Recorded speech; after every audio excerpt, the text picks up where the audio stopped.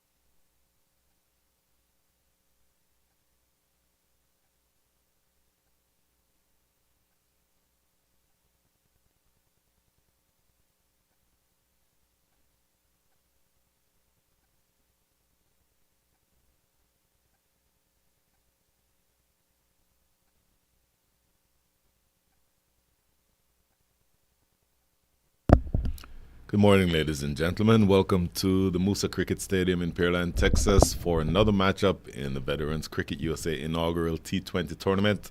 This match featuring the Florida Hurricanes and the LA Knights. LA Knights won the toss, deciding to bowl under very cloudy conditions with a strong wind coming from the south. And so the opening batters for the LA and for the Florida Hurricanes are Sanjeev Kaushal and Balaji Parasamy.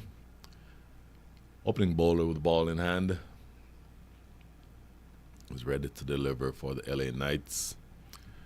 That I believe is Mehul Dave. We'll confirm that as soon as possible. In fact, that is Mehul Dave with the new ball in hand, about to bowl from the southern end of the ground, the Massey Ranch Road end, as we say here in Pearland. Umpires are Rakesh Jain and Abhishek Baraki, and we are about to get set for a 9:15 Central Standard Time start. And so I think that we're waiting for a couple of minutes for that to be official. We're maybe 90 seconds away from 9:15 here. By the way, this is Brian Walters. I'll be here with you for the rest of the day. I believe we're only covering one game this morning at 9:15.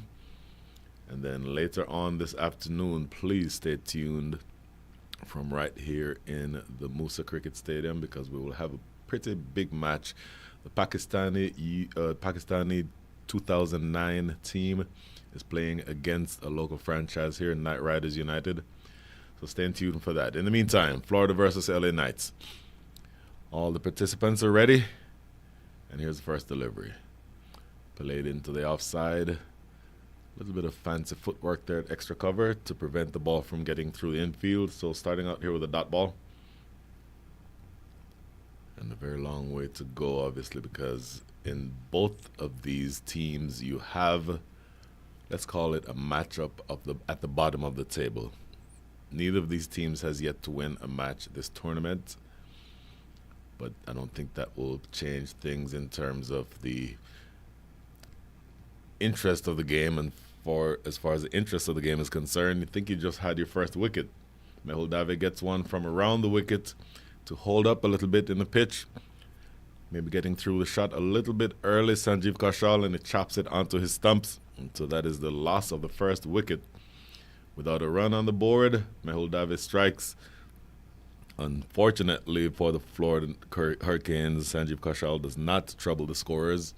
Chops one on, and one wicket is already down. Two deliveries into this match, none for one.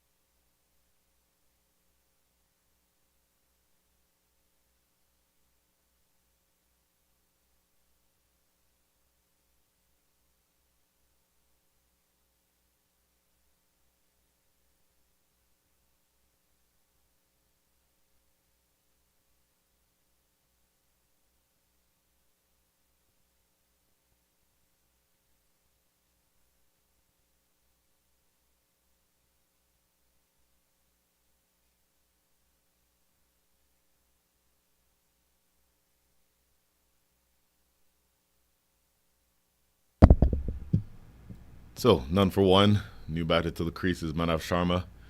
Continuing around the wicket is Mehul Dave. Played into the leg side. Still nothing off the bat. So, this is the Veterans Cricket USA inaugural T20 tournament. What that means is the majority of the players are going to be over the age of 50, but there are a couple of different regulations.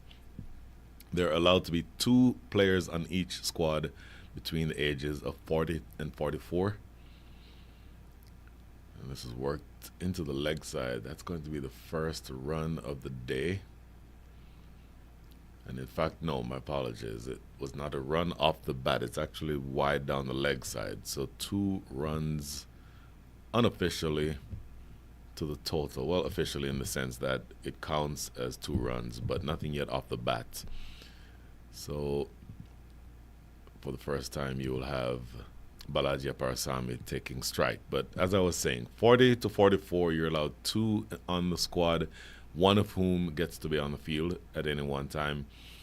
From the ages of 45 to 49, 3 can be on the squad, but only 2 on the field. And so everyone else has to be over the age of 50. So at any one point in time, you can have 1 on the field who's between the ages of 40 to 44, 2 on the field between the ages of 45 to 49. Everyone else is over 50. And by the way, your combatants right now worked into the leg side. And for the first time, you have a run off the bat. Manav Sharma, who is now at the crease, faced 1 ball. He is in the 45 to 49 age group, as is Mehul Dave, the bowler. So 2 of the relatively young guys in the middle of the action, everyone else over the age of 50. So 4 deliveries into over number 1. Make that 5 deliveries into over number 1. And here's the 6th ball of the over. Off the outside edge, goes down to a short third. Not picked up cleanly, but not far enough to get a run either. So that is the end of the first over. Good over for the LA Knights, having chosen to bowl, again, under relatively murky conditions. And with a stiff wind coming from the south, the Florida Hurricanes are 3 for 1.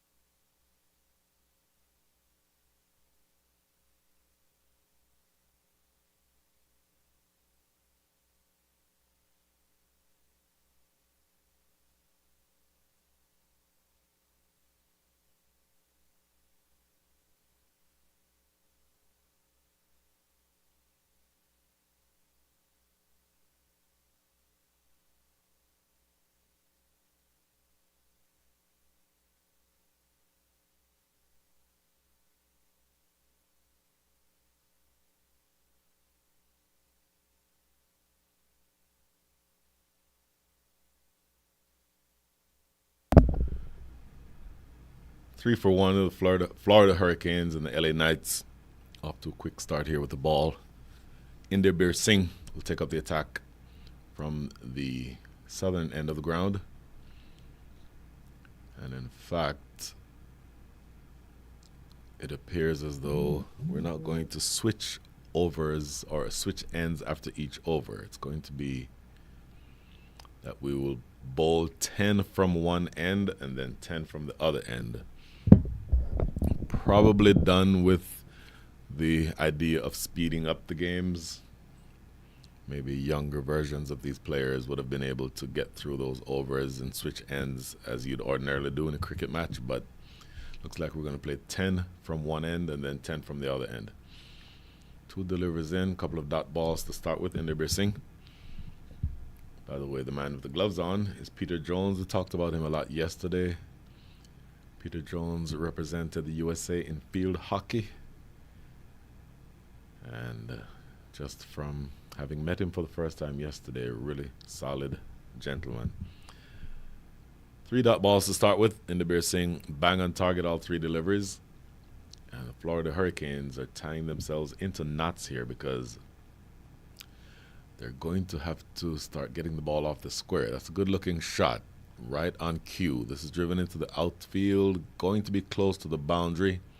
They'll get a couple, looking for 3, coming back for 3. Good running. So that's a good positive start. Driven into the outfield. Parsami Balaji, proper cover drive through the offside. Didn't quite have the legs to make it to the cover boundary, but certainly good enough to get 3 runs. And so that's the first 3 off the bat. Off of Inderbir Singh. Plays this one back to the bowler himself. No run. And so now 1 ball remaining here in over number 2. T20, so only two allowed outside at this stage of the innings. Tossed up, full toss, couple of bounces down to mid off, and they get a single to close out over number two. That's the end of two. Four coming from that over. The score is 7-1.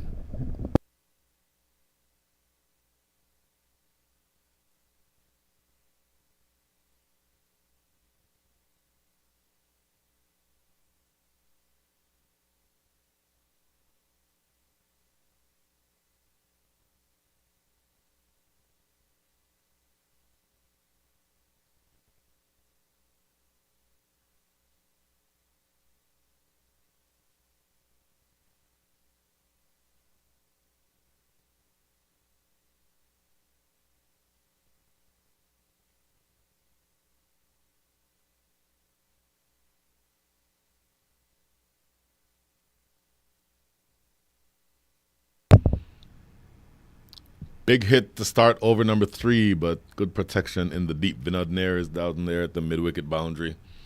So what could have been the first boundary of the day ends up just being a single down to mid wicket.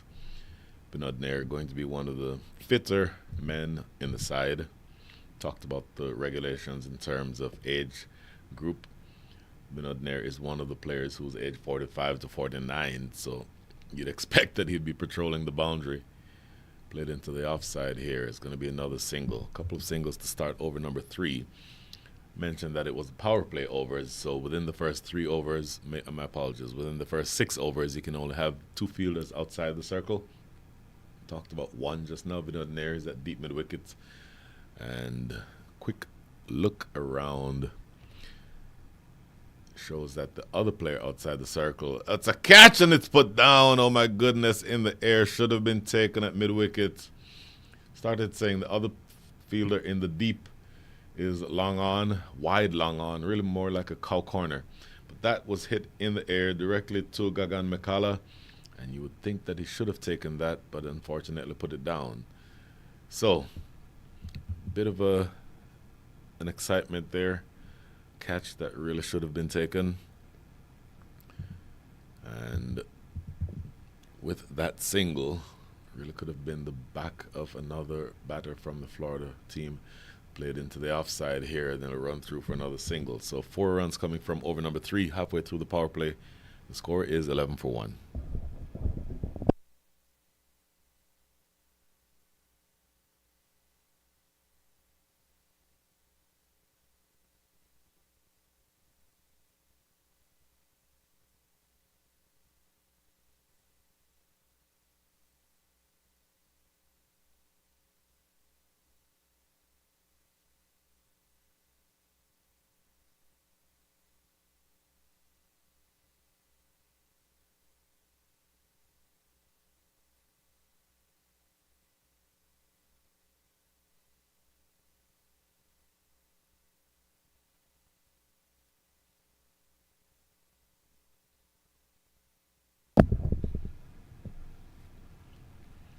Eleven for one. Inderbir Singh back to bowl his second over.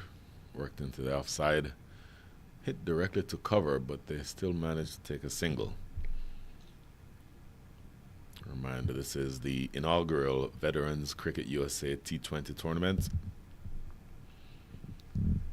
Your grand sponsors are Nitya Capital, Ultimate Vineyards, Kadim Jewelers, Stelton Sports. Wave and a miss outside off. Good piece of keeping by Peter Jones. Also, the apparel sponsor is Omtex. And a couple of deliveries here into over number 4. Inderbir Singh back into the attack. Looks to work this down the leg side. This is going to be wide, signaled by umpire Abhishek Dwaraki. Second ball going down the leg side, but the third wide overall because the first one that went down the leg side was able to be cashed in terms of being able to get a single in addition to the wide. So again, off of the outside edge, but this time it runs away fine, and this will reach the boundary for the first 4 of the day. Maybe some moral victory there for the bowler because this took a very fine edge, and in fact, looking at the replay, it's off that thick edge and flies right to the right of slip. Was traveling, and it picked up speed off of the bat. Fielder at slip. Mehul Davin not able to control that one. It got to him very quickly and ran away down the hill for 4. Big hit, and this is going to be the second consecutive 4. Fielder in the deep at long on, and another one in the deep at square leg or really mid wicket, but this was dragged in between both of them. So consecutive boundaries here for Manav Sharma. Again, one of the younger players, 45 to 49, and so he's able to cash in on that ball that was dragged from outside off. Wasn't necessarily a bad delivery, but dragged from outside that off stump line and put into the gap between mid-wicket and long on. So a slight change in the field as mid-wicket goes a little bit wider, and this is hammered straight to mid-off and through him. It will be the third consecutive boundary, it looks like. Oh no, it pulls up maybe 2 inches, literally 2 inches inside the rope. Could have had 3 straight boundaries, but end up only getting 2. So an eventful over number 4, 12 already coming from the over, with 1 ball remaining here. And Inderbeer Singh has been taking a little bit to the cleaners in this over. 12 coming from it already. Here's the last ball, and played into the offside. A quiet end to the most expensive over that you've seen so far. 12 runs coming from it, and a 4. The score is 23 for 1.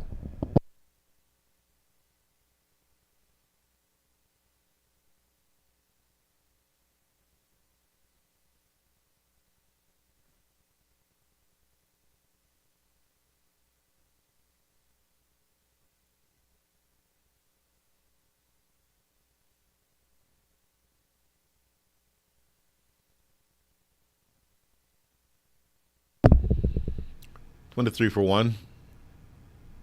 Your batters are Manav Sharma, 13 from 13. Aparsami Balaji, 7 from 9. It's going to be Mehul Dave to continue. Bowled overs 1 and 3. Continuing with his spell here for over number 5.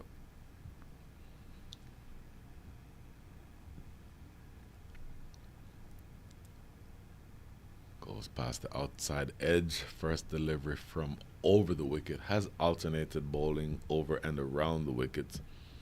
Found some success. Good overs so far, at least from the first over. Conceded 3 runs. A little bit expensive in the second.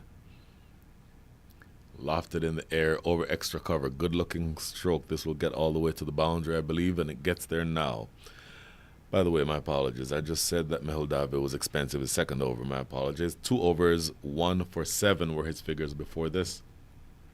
Concedes runs 8 through 11 with that boundary, though. So struck over the top. Good looking shot by Aparsami Balaji. He's now 11 from 11. Manav Sharma 13 from 13. So both batters striking it exactly at the strike rate of 100. And a change in field or in the field positions now as mid-off. Make that extra cover is dropped back onto the circle.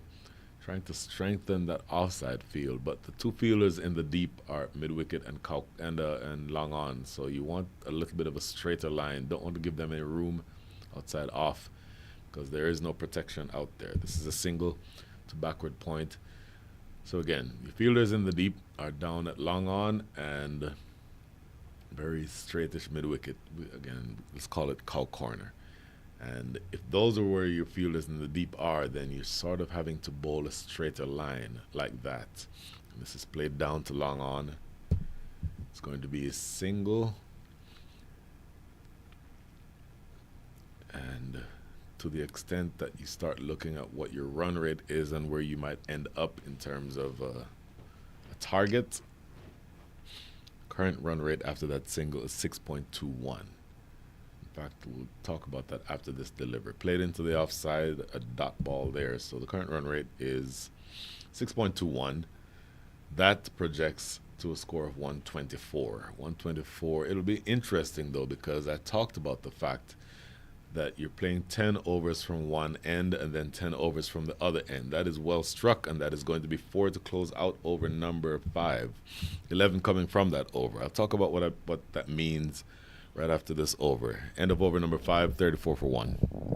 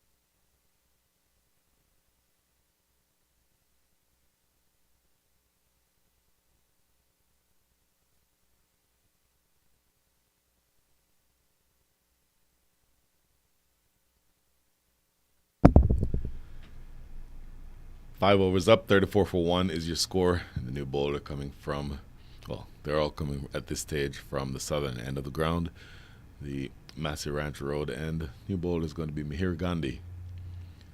Mihir Gandhi, a long-time servant of cricket. If you were with us yesterday, you would have heard him on the air describing what this tournament and what this initiative means to him and to the rest of the cricket community.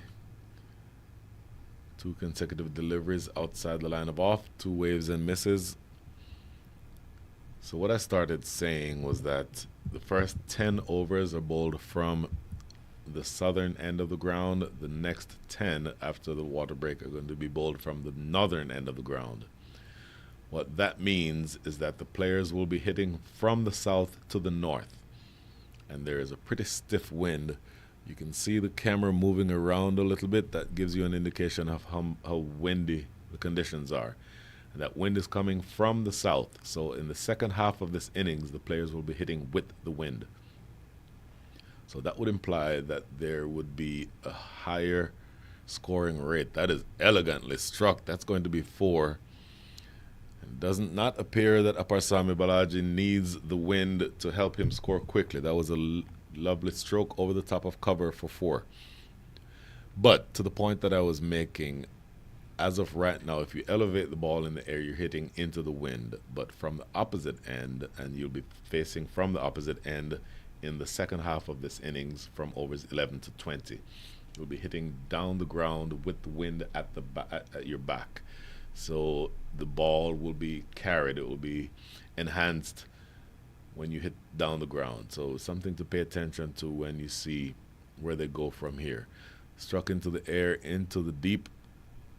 That is going to be, I believe that's the captain down there, Rizwan Mohammed. Change in the field to take away that scoring area. Looks like one of the favorite scoring areas for Aparsamy Balaji.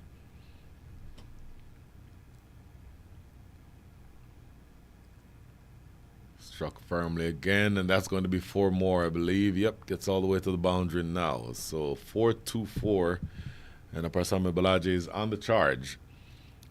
23 from 18. Score moving up now to 44 with 1 ball remaining here in the power play. And again, you've certainly had a good start to the innings. Lost a wicket with the second delivery of the over, or of the match rather.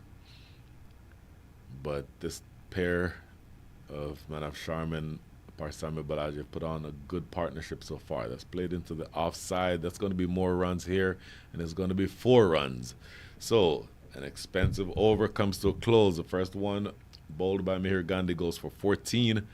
That is the most expensive over of the innings so far. End of the power play. The score is 48 for 1.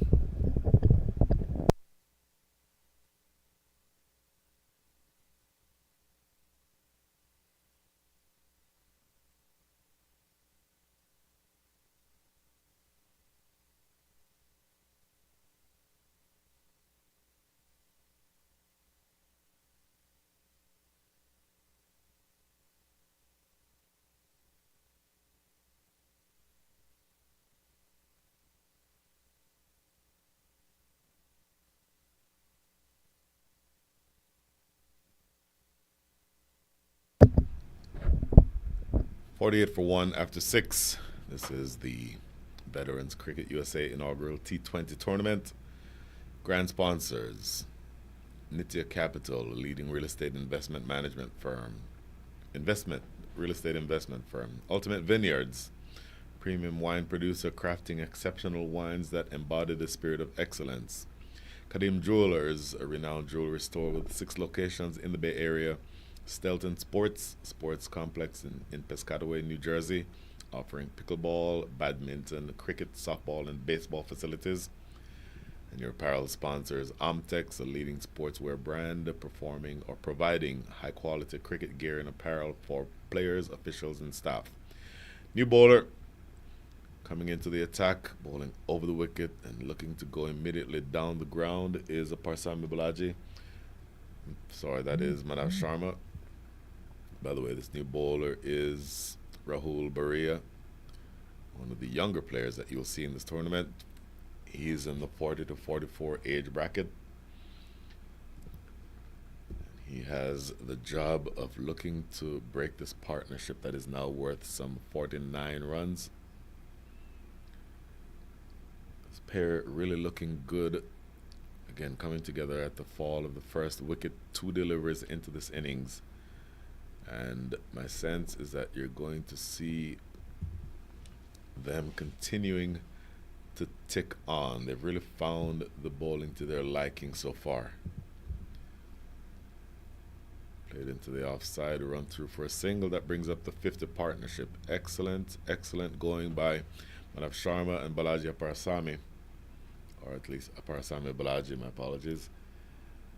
And to the extent that you're going to want to keep that momentum going, this pair has done a really good job of sort of shepherding the team from what was a tricky situation when they came into bat. Lost a wicket, never a good thing to lose a wicket with no runs on the board. But they've managed to put on a very good partnership here. A couple of singles to start over number 7. And 50 runs behind your name on the partnership scale is never a bad thing. Next delivery, played down the ground. 3 consecutive singles to start over number 8. Make that over number 7.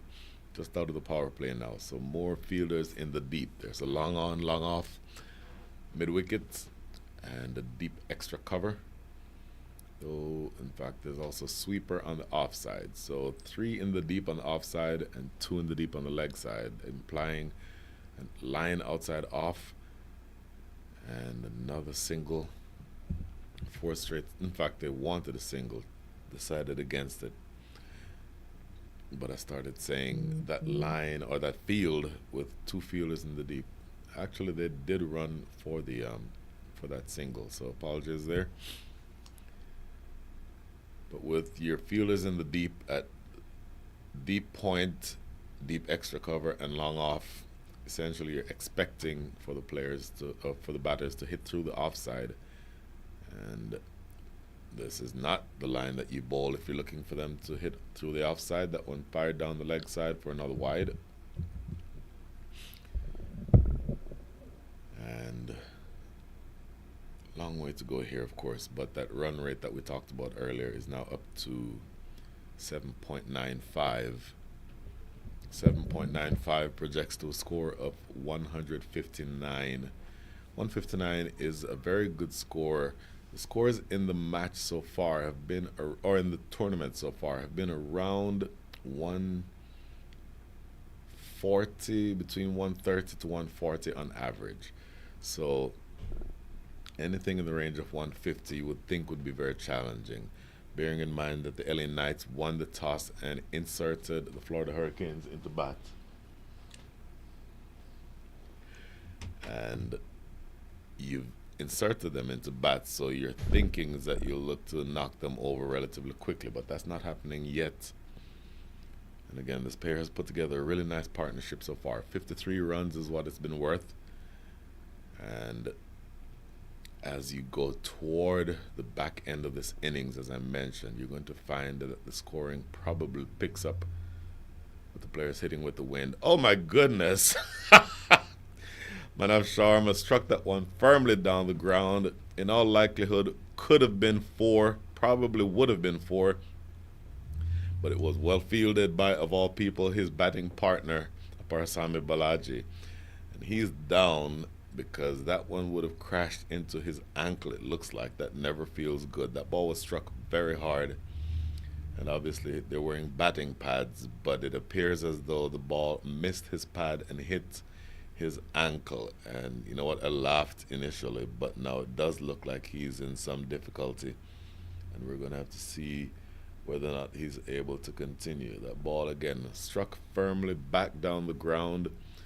In my estimation, that would have made it to the boundary, but unfortunately, the first thing that stopped it from going to the boundary was apparently the ankle of Parsami Balaji. So, Mr. Balaji, my apologies for laughing. It appeared to be a little funny at the time, but it does now seem that he is in some difficulty. Firmly struck down the ground, and he's now going to be paid some attention to. So we might just take a little bit of time here to see what the situation is with him, get the magic spray out. So we'll just go silent for a while they take care of Mr. Balaji. We'll be back on air shortly.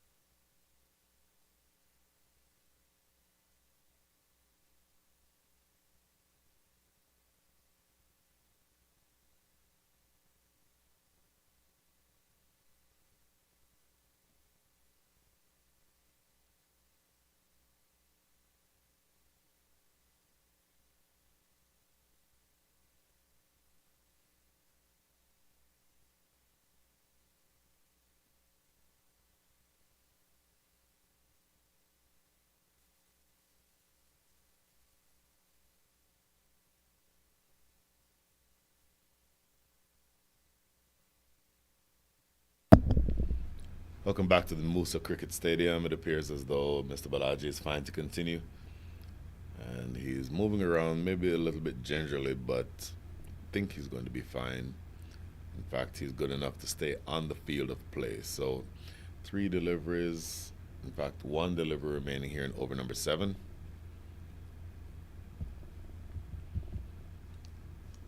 And it's going to be Manav Sharma to continue 20 from 18.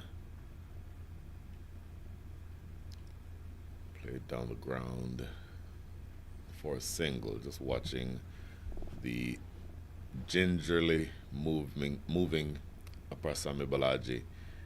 Think he's going to be okay. And that is the end of over number 7. 6 runs coming from that over. At the end of 7, the score is 54 for 1.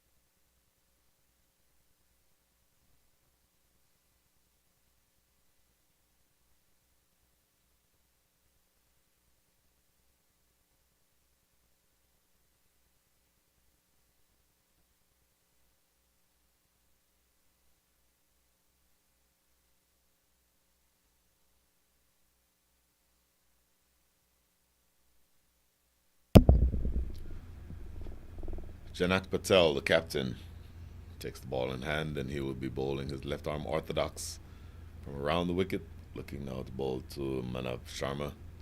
21 from 19.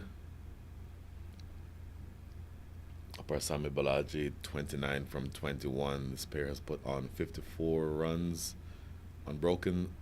Second wicket partnership, full down the leg side. Starting with a loosener here, Janak Patel, and it goes away down the leg side for another wide.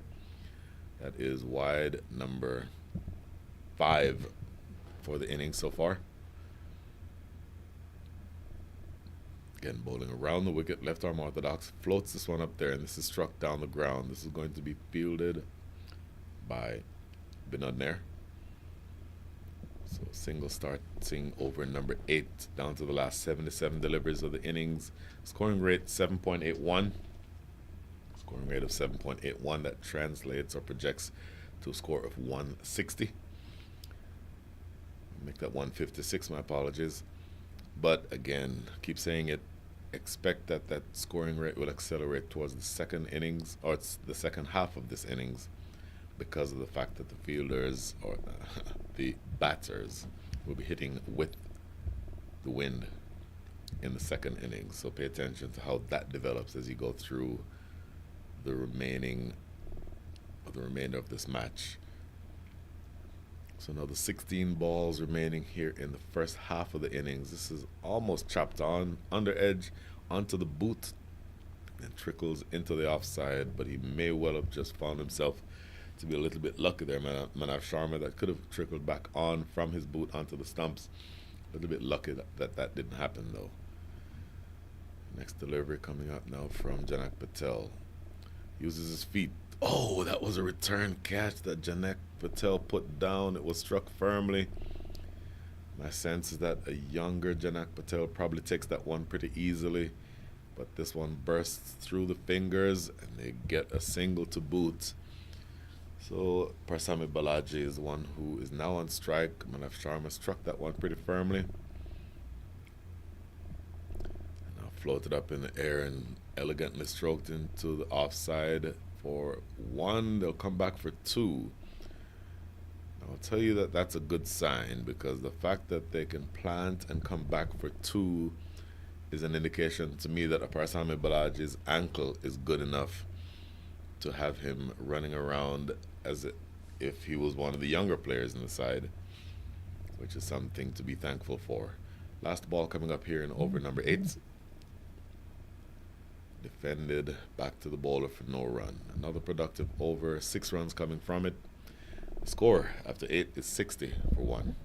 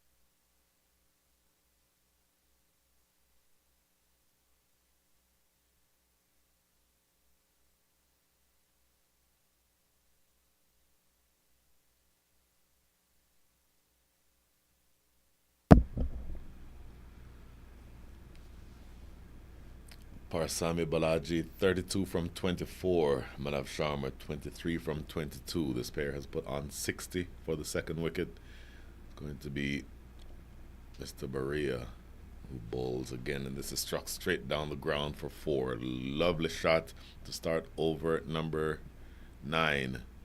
Straight down the ground. It's the kind of shot that I believe would have made it to the boundary had the boot of Mr. Balaji himself not stopped it a couple of overs ago, where Mr. Balaji got injured.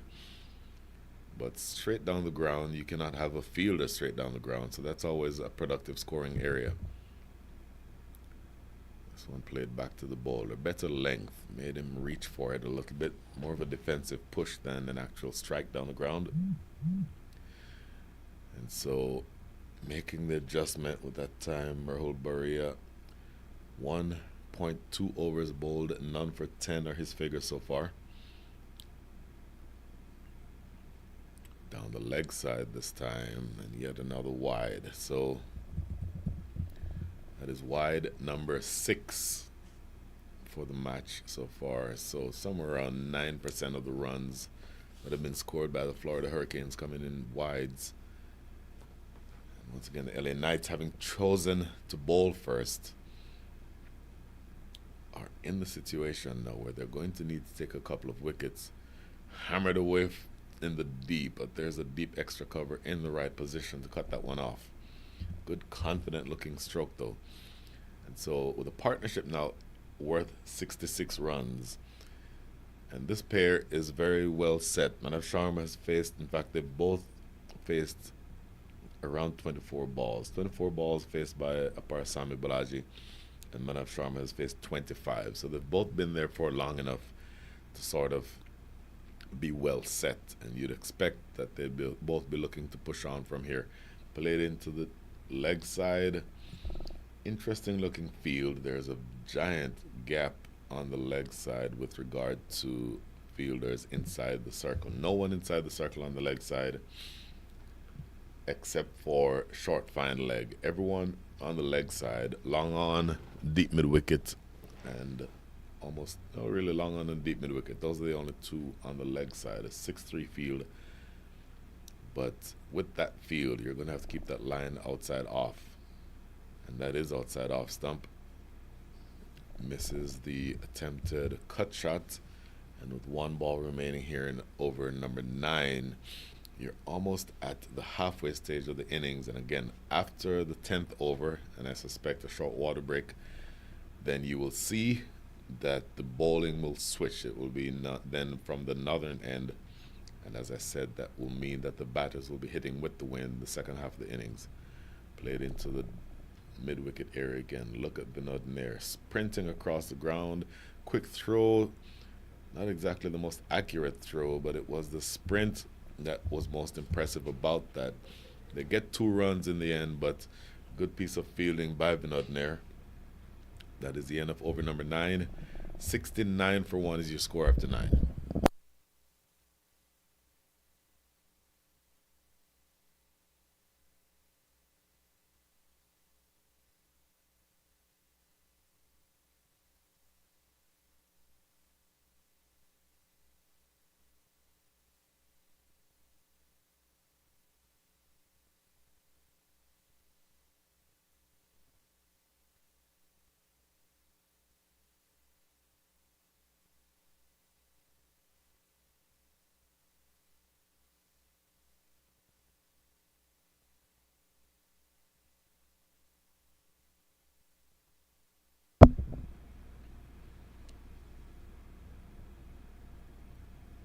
It appears as though these two batters ran 3 on that last ball of over number 9, in which case the score is now 70 for 1.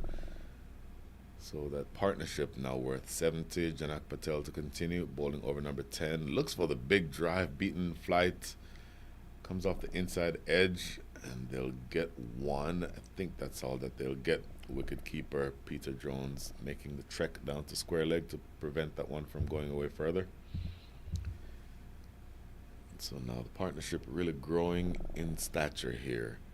And this feels to me like worrying signs for LA, because again, if you don't get a couple of quick wickets here and this momentum carries over into the second half of the innings, then that puts you in the position where you're really looking down the barrel of a big score. Played into the offside, fumbled by short extra cover, so yet another single. Scoring rate is 7.71. In fact, they ran 2 on that, it appears. So the scoring rate is 7.82. 7.82 projects to 156, which would be above par in terms of, or in relation to what the overall scores in this tournament have been so far. Played into the offside here, just another single. And I keep stressing the point, maybe this is the last time I'll need to say it, that the scoring rate is going to pick up, you would think, in the second half of this innings because the players will be hitting down the ground with the wind at their backs. I say down the ground. They'll be hitting into the northern area of the ground, but it is going to be with the wind at their backs. Appeal for LBW denied by umpire Rakesh Jain. Maybe just looking to confirm with the scorers how many balls are left. I think that's what that signal was. But unofficially, I have here 2 balls left. And almost at the halfway stage of the innings, going back, exposing all 3 stumps, plays it into the offside. Long run, sliding stop. Look at that work in the deep. That is excellent work. He'll get a couple of runs, but I think he just saved a couple of runs for his side. That fielder running across from long off. And I think you certainly would have seen there. And in fact, that was Mihir Gandhi. You would never have known that man who just made that long sprint and sliding across and stopping that ball from going into the boundary at long off was himself not only over 50. I think he'd be perfectly comfortable with me telling you that he's well north of that, into his 60s if I'm not mistaken, Mr. Gandhi, but doing well enough there to prevent 2 runs from scoring. This one is floated up and then stroked down the ground. This is going to be an easier stop for Mihir Gandhi. And that is the end of over number 10. 7 runs coming from the over. And we will have a short water break. After this, we will be switching ends and bowling from the north. The players will be hitting with the wind, and I expect a pretty frenetic second half to this innings. 5-minute break, we'll be right back.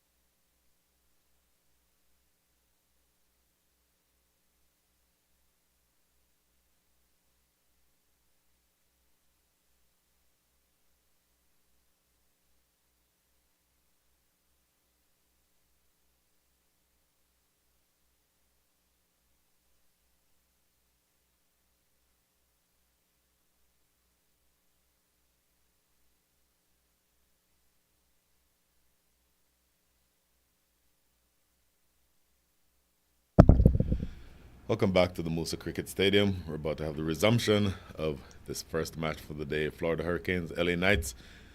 Florida Hurricanes looking really good. Put together a really good partnership here between Manav Sharma and Parsami Balaji. Partnership now worth some 77 runs. A dot ball to start over number 11, being bowled by Rahul Bharia. But this pair, again, putting on a really nice partnership and has really set themselves up for what I think is going to be a pretty big second innings or second half to the innings. Ball sprayed down the leg side. They'll get a couple. Watch to see the indication here from umpire Abhishek Dwaraki. And there is a sign it was a wide, so that is going to be 3 wides. That does not help if you're looking to pull things back as the LA Knights. Now, 80 runs are on the board. You're into the second half of the innings.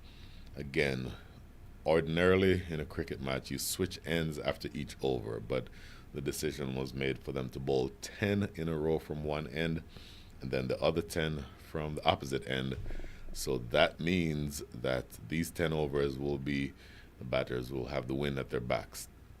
Played into the leg side here. And by the way, there is now a change behind the stumps as that man who just fielded that ball, Peter Jones, is now in the field, kept for the first 10 overs, and is now playing at a deep mid-wicket position, really more cow corner position.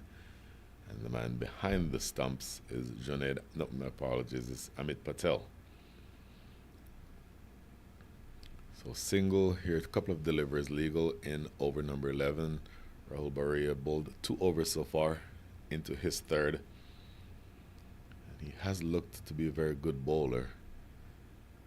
Generally speaking, getting the ball in the right areas, but the platform is set for the Florida Hurricanes. It's going to be up to them to cash in on the start that they've had in this over, but another one going down the leg side should be another 2. I think they'll only run 1 here. They want it for a split second to come back for a second run, but either way, it's going to be 2 wides to the total. And if you're in the situation where you're looking to break a partnership, spraying the ball down the leg side is essentially not the way to do that. Coming up now, here's the next delivery. Looking for the big drive. Trickled into the deep. Look at that sprint by Peter Jones coming in to make sure that that only remains 1 run. 7 runs from the over so far, though. 3 legal deliveries bowled, 5 in all. Couple of wides. And I say a couple of wides because each of the wides that went down the leg side, they ran additional runs. So 5 runs of the 7 that have been scored in this over have been from wides. That's a better line. Played into the offside. They should just get 1. Or do they come back for 2? They are coming back for 2. So that scoring rate starting to pick up as you think that it would. This pair is well set. They've put on 86 runs so far for the second wicket. Unbroken 86-run partnership. And with 2 balls remaining here in over number 11, 56 remaining for the innings, they essentially have a platform that they could conceivably launch from.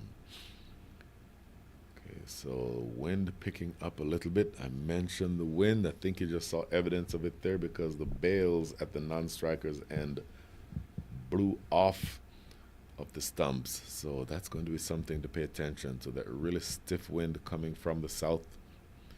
Ball is running into the wind as well. Whipped away down the leg side for 4. A lot of work to do for that fielder at fine leg. He will not be able to get anywhere close to it. 13 from the over so far with 1 ball to come. And that partnership now worth 90. Absolutely brilliant going here for this partnership for the Florida Hurricanes. Manav Sharma and Parsami Balaji. Balaji now up into the 40s. 42 from 29. Manav Sharma 37 from 34. Once again, that partnership now worth some 90 runs. Really, absolutely brilliant partnership. Here's the last ball. Goes big. Up and over. It's going to be Deep extra cover that looks like a tool right in the deep. A couple more runs to close out over number 11. 15 come from it. At the end of over number 5 or no, over number 11, the score is 92 for 1.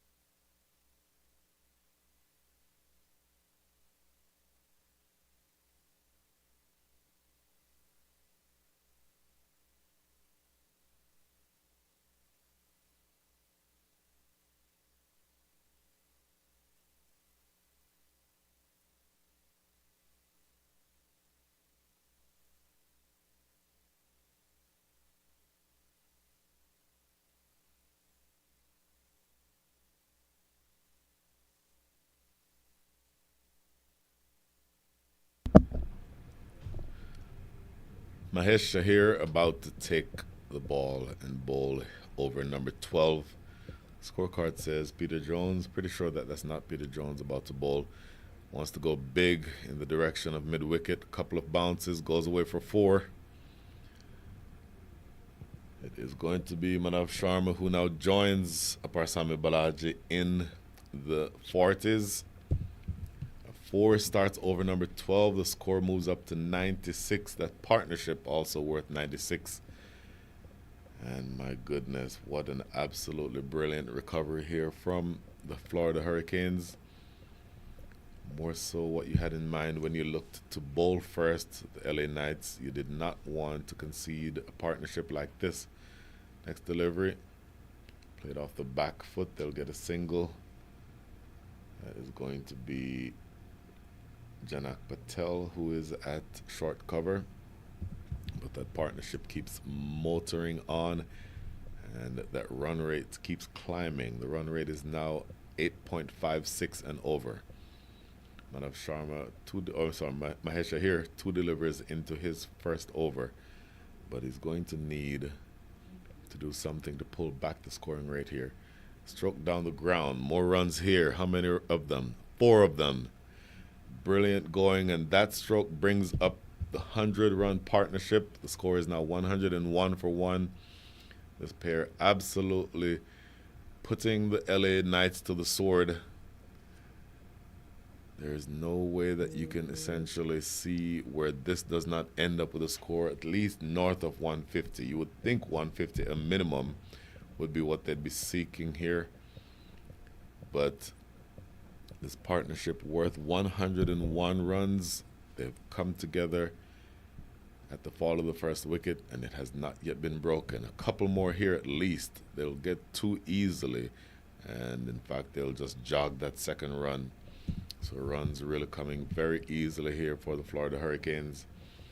A lot of batting to come, of course. This is still the partnership for the second wicket. And as you get closer to the end of the innings, 50 balls are remaining in this innings. You can expect that this pair will continue pushing in the direction in which they're now going. And a long way to go, but again, you can sort of perceive where this would be the type of partnership that could potentially be a match-winning kind of partnership. Putting a lot of runs on the board in a really short period of time, and they do have the platform to launch from here. Tossed up, struck firmly. This is going to be 4 more. And on they go. Parsami Balaji, by the way, is now up to 50. Didn't acknowledge that when it happened, but he gets to 50, and now with that stroke gets to 54. And this is going to be another expensive over. 15 already from it with 1 ball to go. Parsami Balaji had some difficulty when he was struck in the ankle several overs ago, but appears to have overcome that. Potentially just going all in adrenaline, but his team is really in a good position here. Last ball of over 12. Plays it into the offside. They'll get a pretty simple single to short third. That is Mihir Gandhi in that position. 16 runs come from over number 12. At the end of the over, the score is 108 for 1.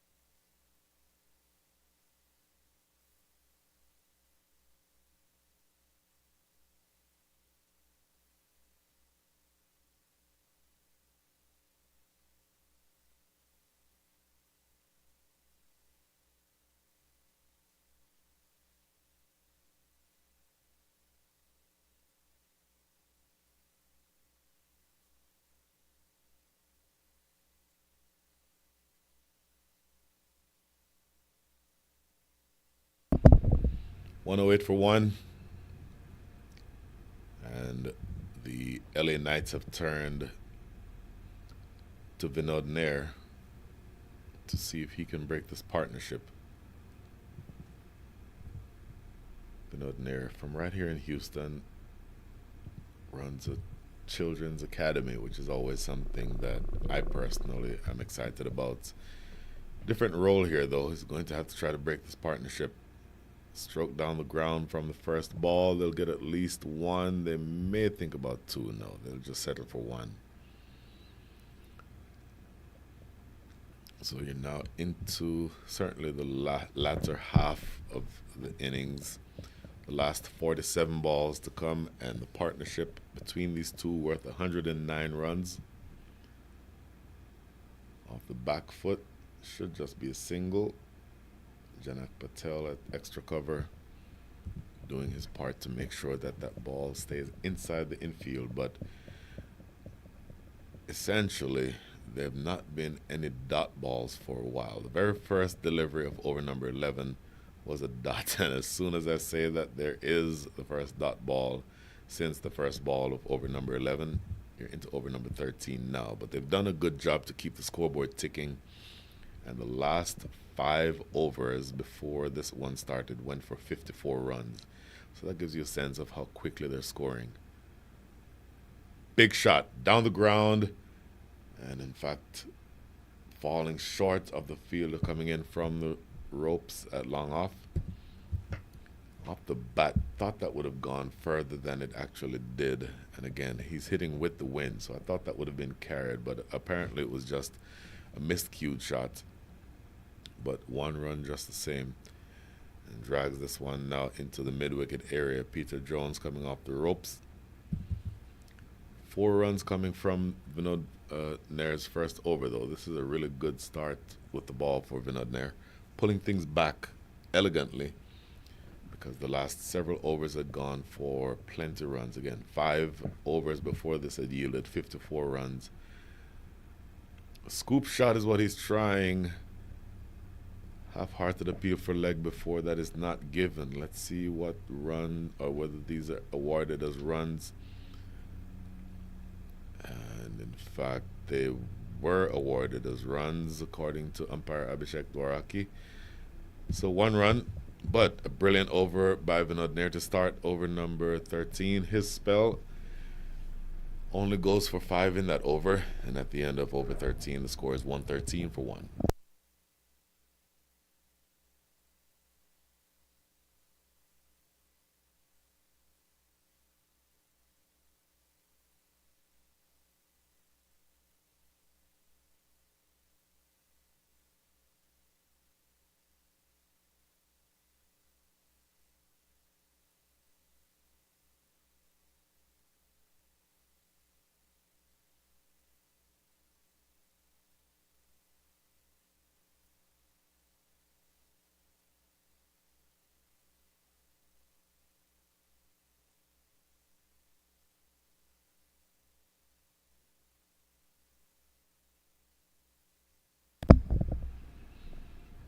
It's going to be Indiber Singh to bowl over number 14. His 3rd over. This is dragged past mid-wicket. A long run for Peter Jones. And 2 more runs to the total. Peter Jones having a lot of work to do in the outfield. And Aparasamy Balaji into the 60s now. 60 from 39. Brilliant batting from him. Manav Sharma, 44 from 38 at the other end. Short into the mid-wicket area again, almost an instant replay of the previous delivery. And jogging through yet again for another couple of runs. Figures so far for Indiber Singh: conceded 20 runs from the 2 overs and 2 balls that he's bowled so far. So his economy rate is 8.6. The overall economy rate, as this is pounded down the ground, my goodness, goes away for 4. The economy rate is going to go up a little bit more now, because that is hammered down the ground for 4 more. 66 is what Aparsami Balaji has now against his name. And so Indibir Singh's economy rate is now 9.6. Overall economy rate of the innings is 8.96. So that's very similar to what the overall economy rate is, which is a long way of saying that all of the bowlers essentially are being treated very rudely, with possibly the exception of Vinod Nair, whose first over only went for 5. This is dragged into the deep square leg area. They'll get 1 run, should be all that they'll get. But with 2 balls remaining here in over number 14, 9 runs already on the board. So you'd expect that overall economy rate is going to go up. Well, the scoring rate is going to go up after this over. 2 balls remaining here in the 14th and 122 runs on the board. So your projection now is at 179, which would be the highest score in the tournament by my knowledge so far. Down the ground, Peter Jones yet again should just be a single here. But down to the last 37 balls of the innings. In 37 balls, if they, for example, get to the point where they're scoring 9 runs and over, they maintain this rate, they'll end up at 179. They'll end up, if they get to 10 and over gets them to 185. 11 and over, 191. 12 and over gets them to 197. Down the leg side, these are going to be wides, I believe. And just jogging. Didn't really necessarily want to get additional runs. And there's no need to do that if you're getting bonus runs at the same time. So 2 more wides. 12 runs already from the over with 1 legal ball to come. And as of right now, where you are is the LA Knights are staring down the barrel of a pretty significant score. Already 125 on the board, and you still have another 36 balls with 9 wickets in hand. My sense is that the Florida Hurricanes would relish being where they are right now. Stroke down the ground, another single to close things out in over number 14. 13 coming from the over. At the end of over number 14, the score is 126 for 1.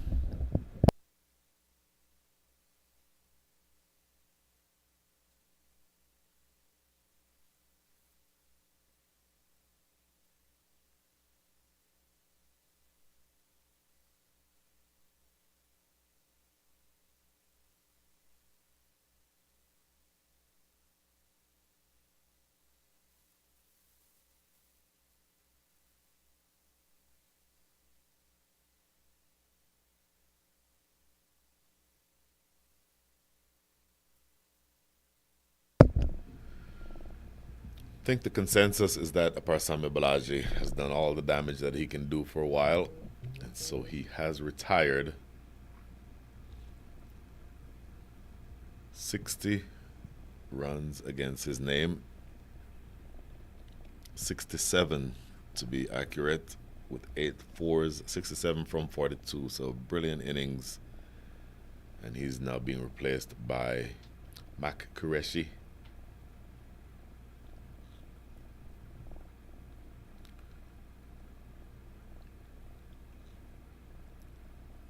Qureshi now standing at the non-striker's end, and it's going to be Vinod Singh to continue.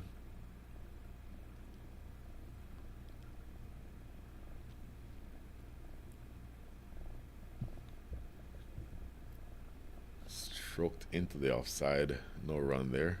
A dot ball to start over number 15. 15.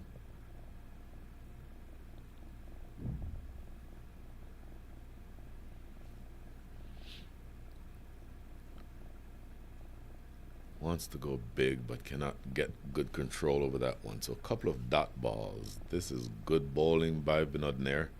Doing well enough to limit the damage so far. A couple of dot balls. That's never a bad thing to slow things down. Next delivery. In the air, catchable. And taken. So all of a sudden the complexion of this match has changed. 126 runs put on for the second wicket, but all of a sudden one of those batters retired, and then the second one has just holed out in the deep. Manav Sharma stroking a ball that was in the air and taken pretty safe catch in the end, taking it long off.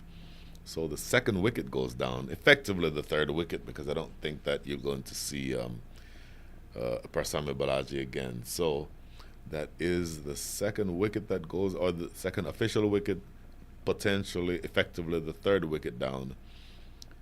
And the LA Knights do get some measure of revenge, because this does mean that both set batters are out.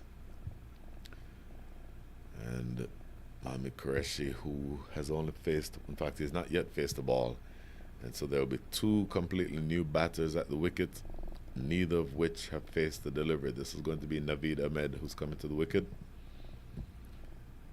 And he joins his partner, Matt Qureshi, who also has not yet faced a delivery. So two brand new batters at the crease. And I think that you will see that this might put you in the position of being a little bit more comfortable with where you are at the moment.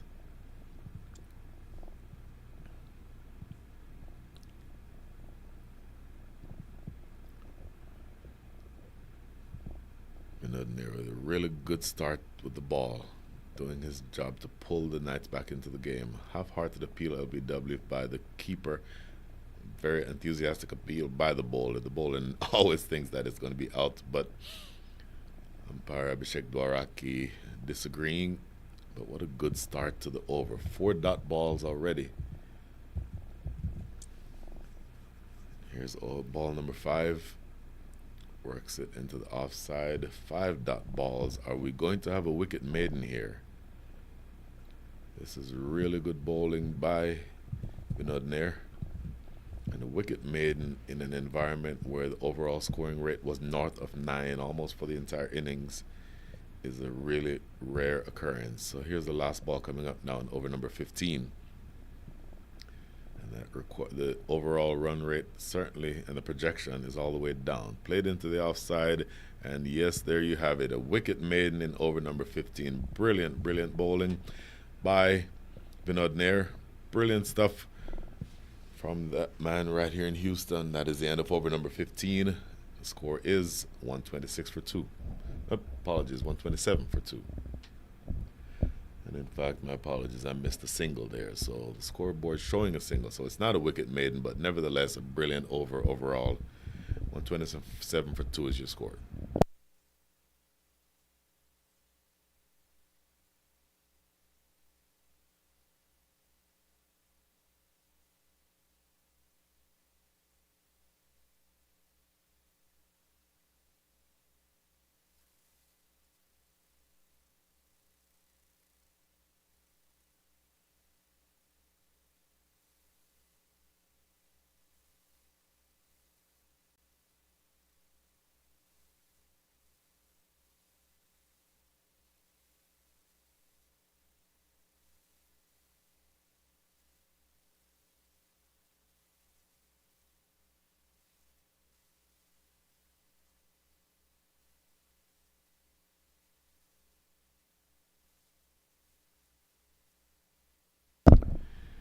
Inderbear Singh back into the attack to bowl his last over.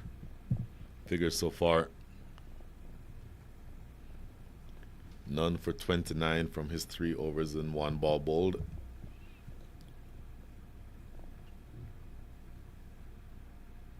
Worked into the leg side here. Yes, no, yes, no. Makureshi, oh my goodness, wanted the single there. And now they will, in fact, get the single, but very easily could have been a run out. And let's just say that the complexion of this match has changed completely in the last couple of overs, with the retirement of Prasami Balaji and then the dismissal of Manav Sharma. Big down the ground, 1-2 bounces down to long on for a single.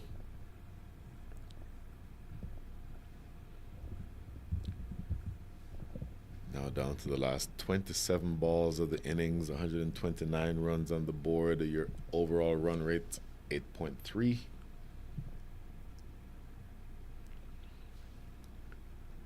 And this is struck back to the bowler himself. Oh, split second there. Thought he might have had a return catch. Didn't happen, but it's another dot ball, so that's something to pay attention to. So last two balls coming up now of the over. That struck with a firm drive there by the batter. Now he drags this one into the deep. That's going to present some trouble, and not even Peter Jones can get to that. So that is 4 to deep mid wicket. 6 coming from the over already. 1 ball remaining.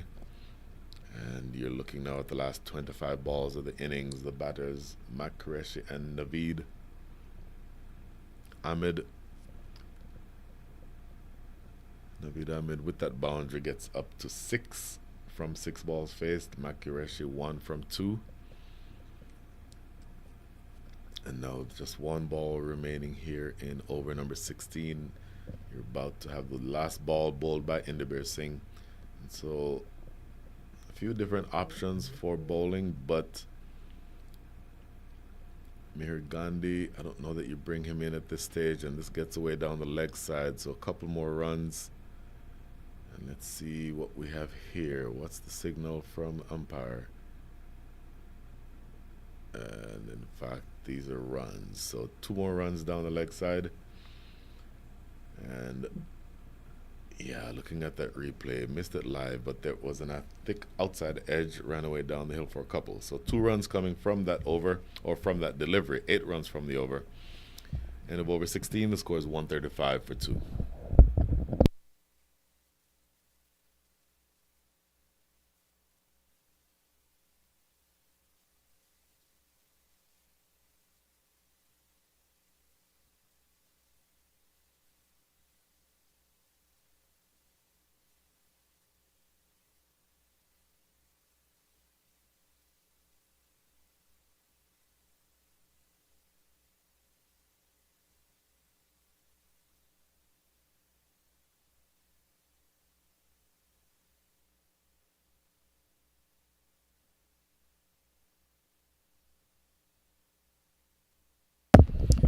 $135 for 2, 4 overs remaining.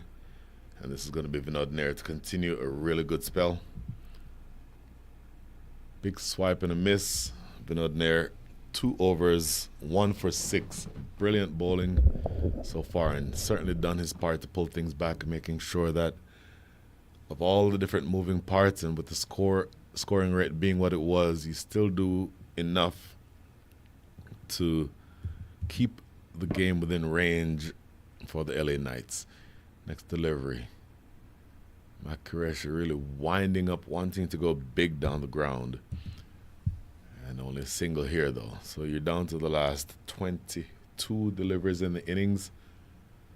The score overall is 136. That scoring rate that we talked about now down to 8.3. So certainly gone south. And looking, oh, look at that shot. Oh, up and over, clearing Peter Jones, going all the way for 6. So that is the first 6 of the innings. Talked about scoring rates, and it was certainly going downward, but that's one way to get it going in the other direction. Once again, from this direction, the wind helps to carry the ball. So off the bat, it almost appeared as though Peter Jones might have had a chance to catch that, but it kept carrying and eventually going over his head at cow corner. So that means Naveed Ahmed up to 14 from 8 now. Vinod Nair conceding his first big stroke of the day. Overall bowling well, but conceding a 6 here. 3 balls remaining here in this over. Full toss in that same direction and put down. I tell you what, a potential catch there. Stayed in the air for a while, but not carrying all the way down to that fielder at cow corner. Interesting. I say cow corner. He's more of a wide long on, and maybe about 10 yards to his right is where Peter Jones is at cow corner. Played back to the bowler here. So 1 ball remaining here in over number 17. Vinod Nair doing well enough. 8 from the over so far, even though with a 6 it has been a relatively good over nonetheless. Last ball, And this is played down the ground. A lot of work for Long On to do. But he gets there, just one run. So 9 runs overall coming from that over. 144 for 2 is your score after 17.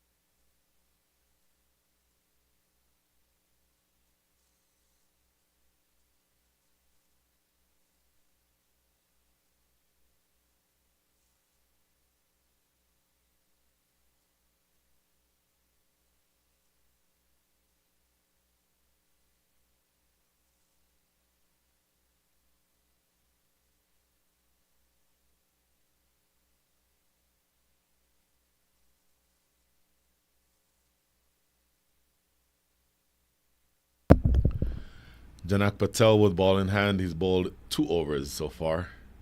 Make that 1. He's bowled 1 over so far. No, unfortunately, according to the scoring card, he's bowled 2. In any event, he will be bowling over number 18. So at the most, he can bowl 2 more overs. So whether he's bowled 1 or 2 so far doesn't really matter. He could potentially bowl overs 18 and 20, but this first one going down the leg side though. So we want to fix that line. Left arm around the wicket, bowling to Matt Qureshi. Interestingly, Peter Jones is now at a short mid-wicket position, men in the deep, right where he just came from, going down the leg side again, yet another wide. So there's a deep mid-wicket, there's a long on, and then Peter Jones is in at a short mid-wicket position. So looking to maybe force him to hit over the top. 3 consecutive deliveries down the leg side, so that means that no legal deliveries have yet been bowled in this innings. Oh, I'm sorry, in this over. And everything has been fired down the leg side by Janak Patel. Floats this one up there. Huge swipe and a miss. Matt Qureshi really winding up, looking to go big down the ground to elevate that ball into the stiff, or with hit it in a direction where the stiff wind from the south would help to carry it, but can't quite get that done. Floats this one up again, and this one does get stroked down the ground, and that's going to be 4. Couple of bounces and bangs into the side screen down the ground. So 2 legal deliveries bowled, 7 runs on the board already in this over. And by the way, the 150 is now up. 150 on the board with 5, make that 4 deliveries remaining in this over. I will tell you that from where you are right now, earlier we were saying the projection was around 170. And that's certainly still within range. Big swipe and maybe a quick little under edge that goes trickling into the keeper's area. No run, but 3 deliveries remaining now. 151 runs on the board, 2 wickets down, effectively 3 as I mentioned, but this is in the air, catchable, and dropped. Put down at long on, had the chance to take the catch, and unfortunately not able to put it away. Maybe not quite judged as well as it could have been, because he attempted to take that catch somewhere around ankle height. Had some time to come in and get it a little better. Did not or was not able to do it. This is going to be a dot ball, a swing and a miss. 1 ball remaining now in over number 18. 13 deliveries remaining in the innings. 13 legal deliveries. Tossed up, pull toss down the leg side for 4. Put away elegantly. And he's really winding up and trying to hit everything out of the park. And this 4 takes the score to 156. 12 came from that over.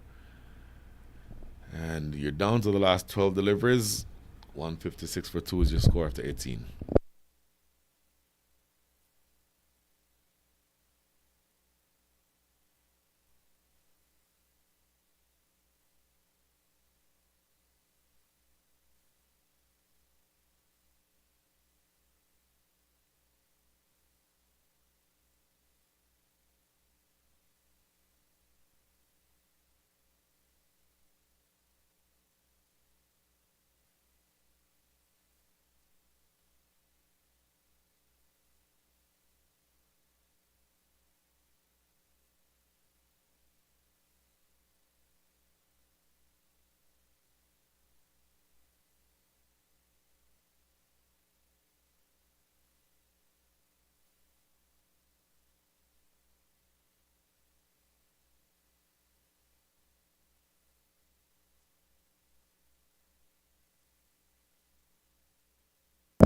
Benadir bowling over number 19.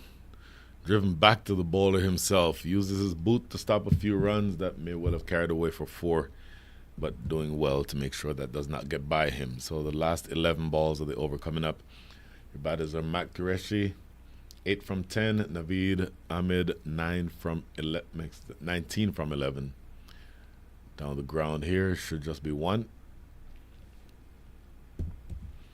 So down to the last 10.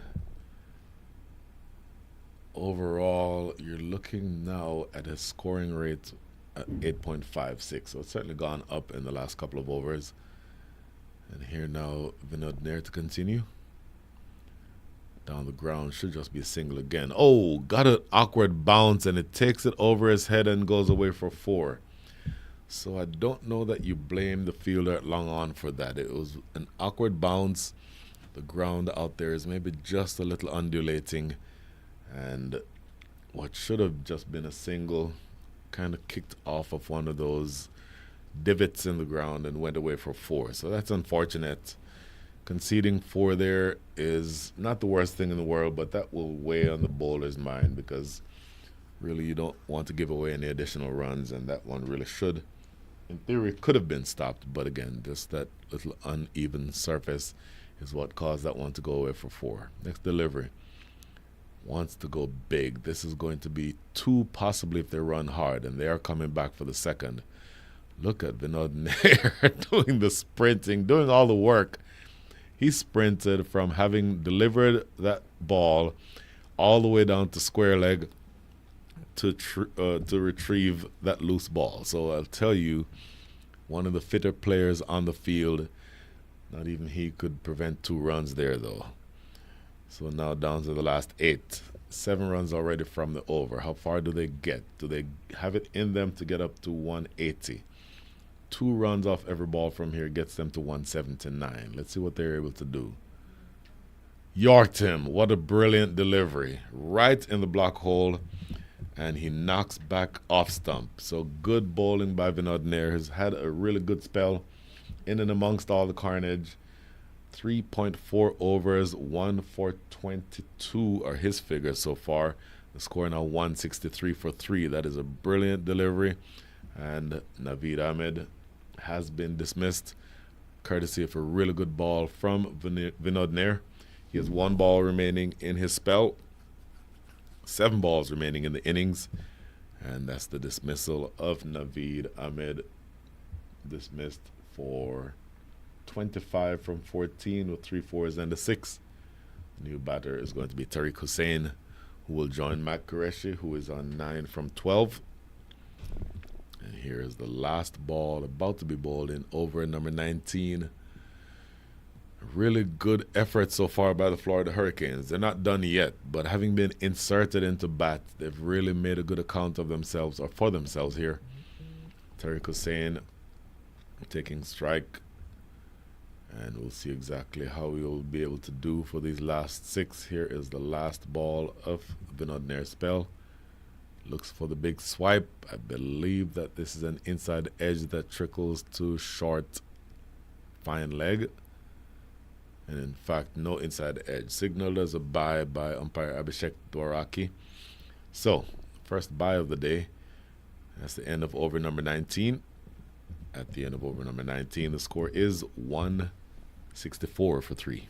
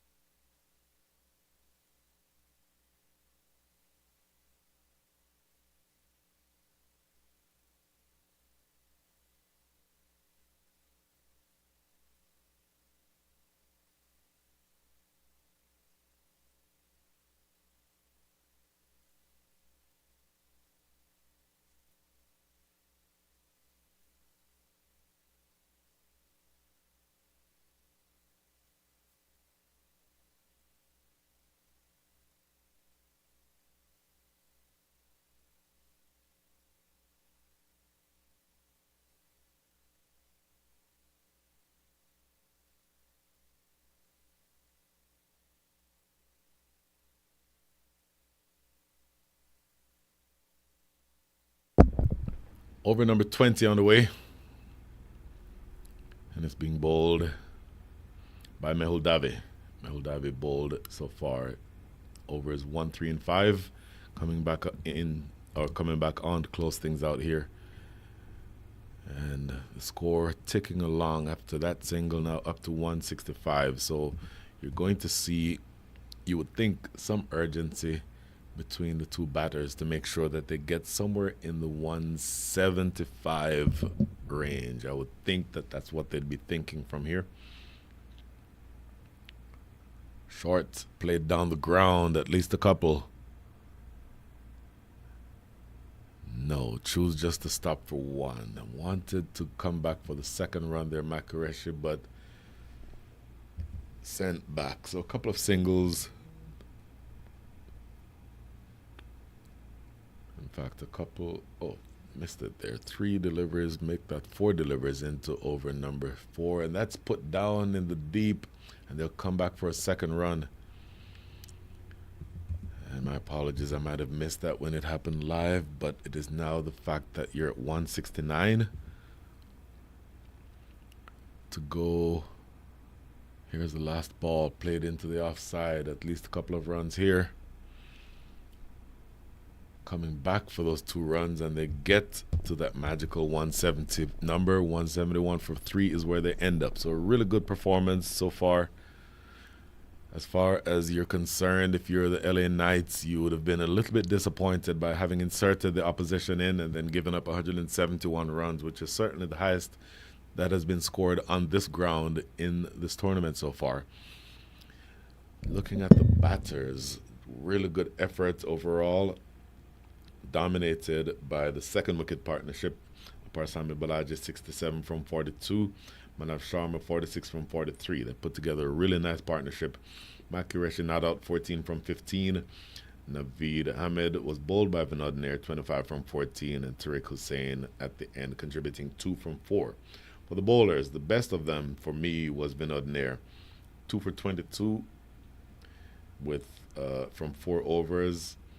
And then, in fact, it says 2 for 22. He only took 1 wicket. Not sure why that says 2. But nevertheless, his economy rate 5.5. Easily the best economy rate of the day. All the other bowlers were well north of that. And that means that we'll have a short break. And after that short break, the LA Knights will see if they can come back and overhaul 172 runs. So, quick break for us from right here at the Moosa Cricket Stadium in Pearland. We'll be back for the chase in about 15 minutes.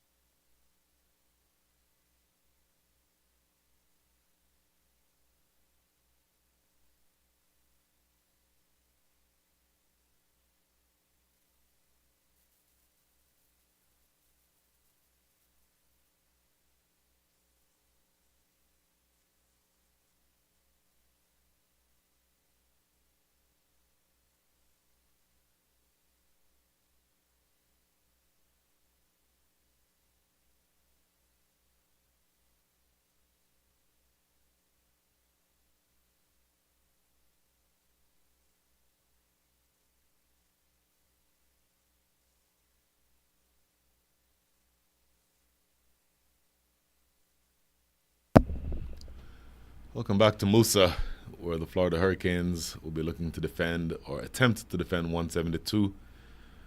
LA Knights are opening the batting with Indibir Singh and Mehul Dave. And the bowler,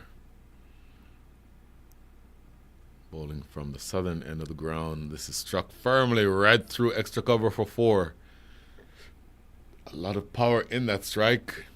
And the first scoring shot of the innings is a one that I think indicates some authority by Mehul Dave. That was a lovely strike, and it really looked like that ball was traveling across the ground. Extra cover in position, but could not really get anywhere near that one.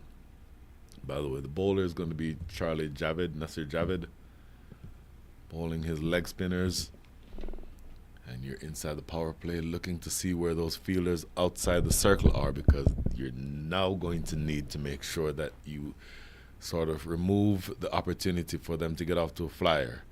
You saw where a quick start with the ball is what the LA Knights had. Took a wicket with the second delivery of the innings, of the innings when they were in the field. But a big partnership for the second wicket meant that they were always going to be on the back foot. So now they have a relatively steep hill to climb. A single here means that overall now you're looking for another 167 runs in the next 117 balls. You're needing to score at the rate of 8.56 and over to win this game.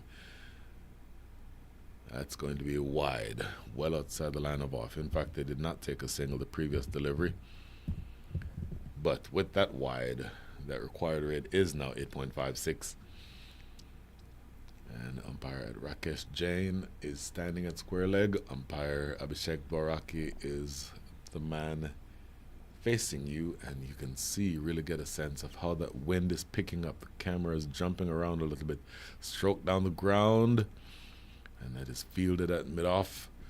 Good work at mid-off right there. Tariq Hussain making sure that that ball does not get by, but they'll get a single.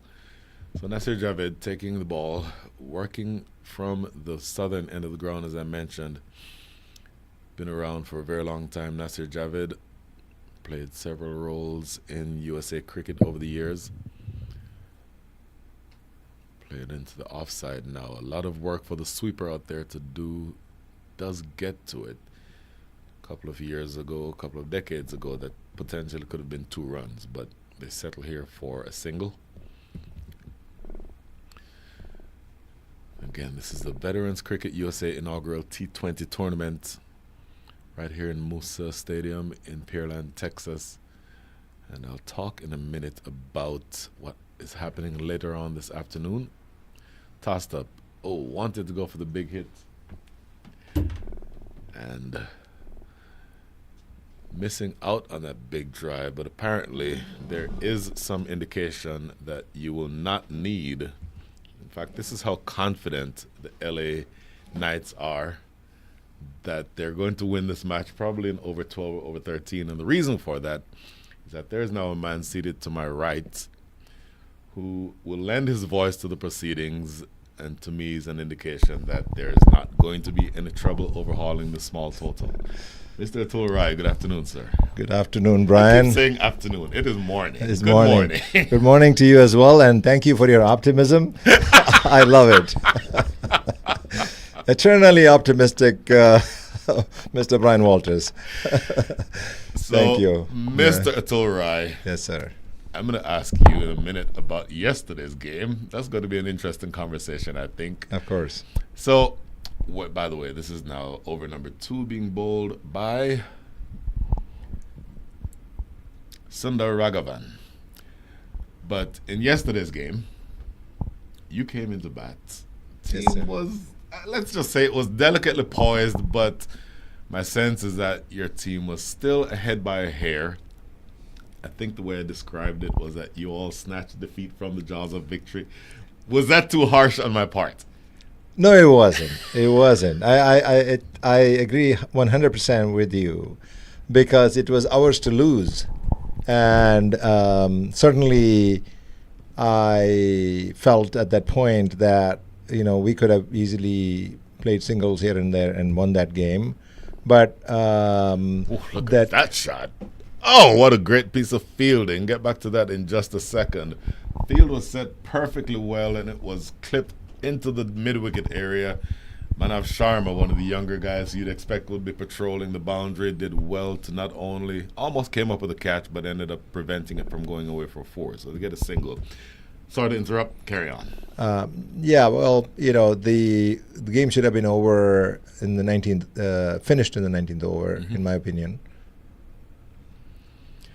I would think that that's a fair assessment. In fact, I may have said exactly exactly that. Yeah, and so the last over we still had a chance when with the full toss, I guess Pravin mishit it and got caught.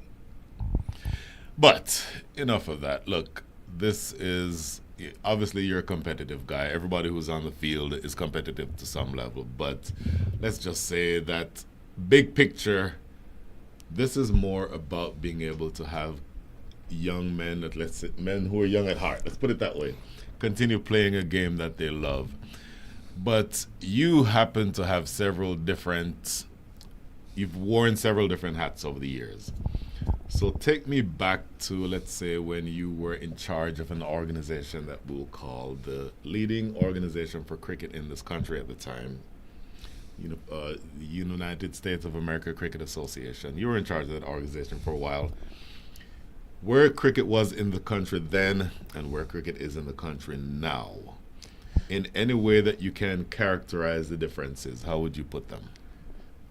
Different times, different era, but however, there was a passion and the enthusiasm was all around, and it was growing. And when I took over as the president of USACA, we didn't even have a youth program in the country at that time, and I started one. It was called the Junior and Youth Development Program, and we created 8 regions, and the first Under-19 World Cup was held in the second year after I took over. Cricket we were still competing again with Canada at that point. Canada were ahead.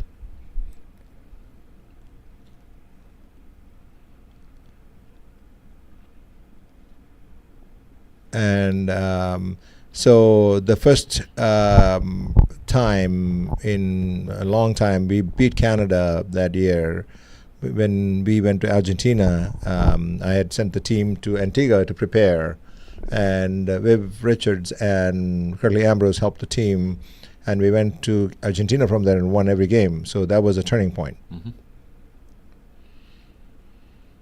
You talk about Canada. Yes. This is hammered away. That's a lovely looking shot for 4. And they were saying, looks like he means business. Yeah. So it was... we created a lot of opportunities at that time. I had to fight with the ICC to create Project USA and traveled all over the world. And because, again, ICC had a low opinion of USA cricket at that time, so I had to change that opinion and bring ourselves back to the brink of creating history.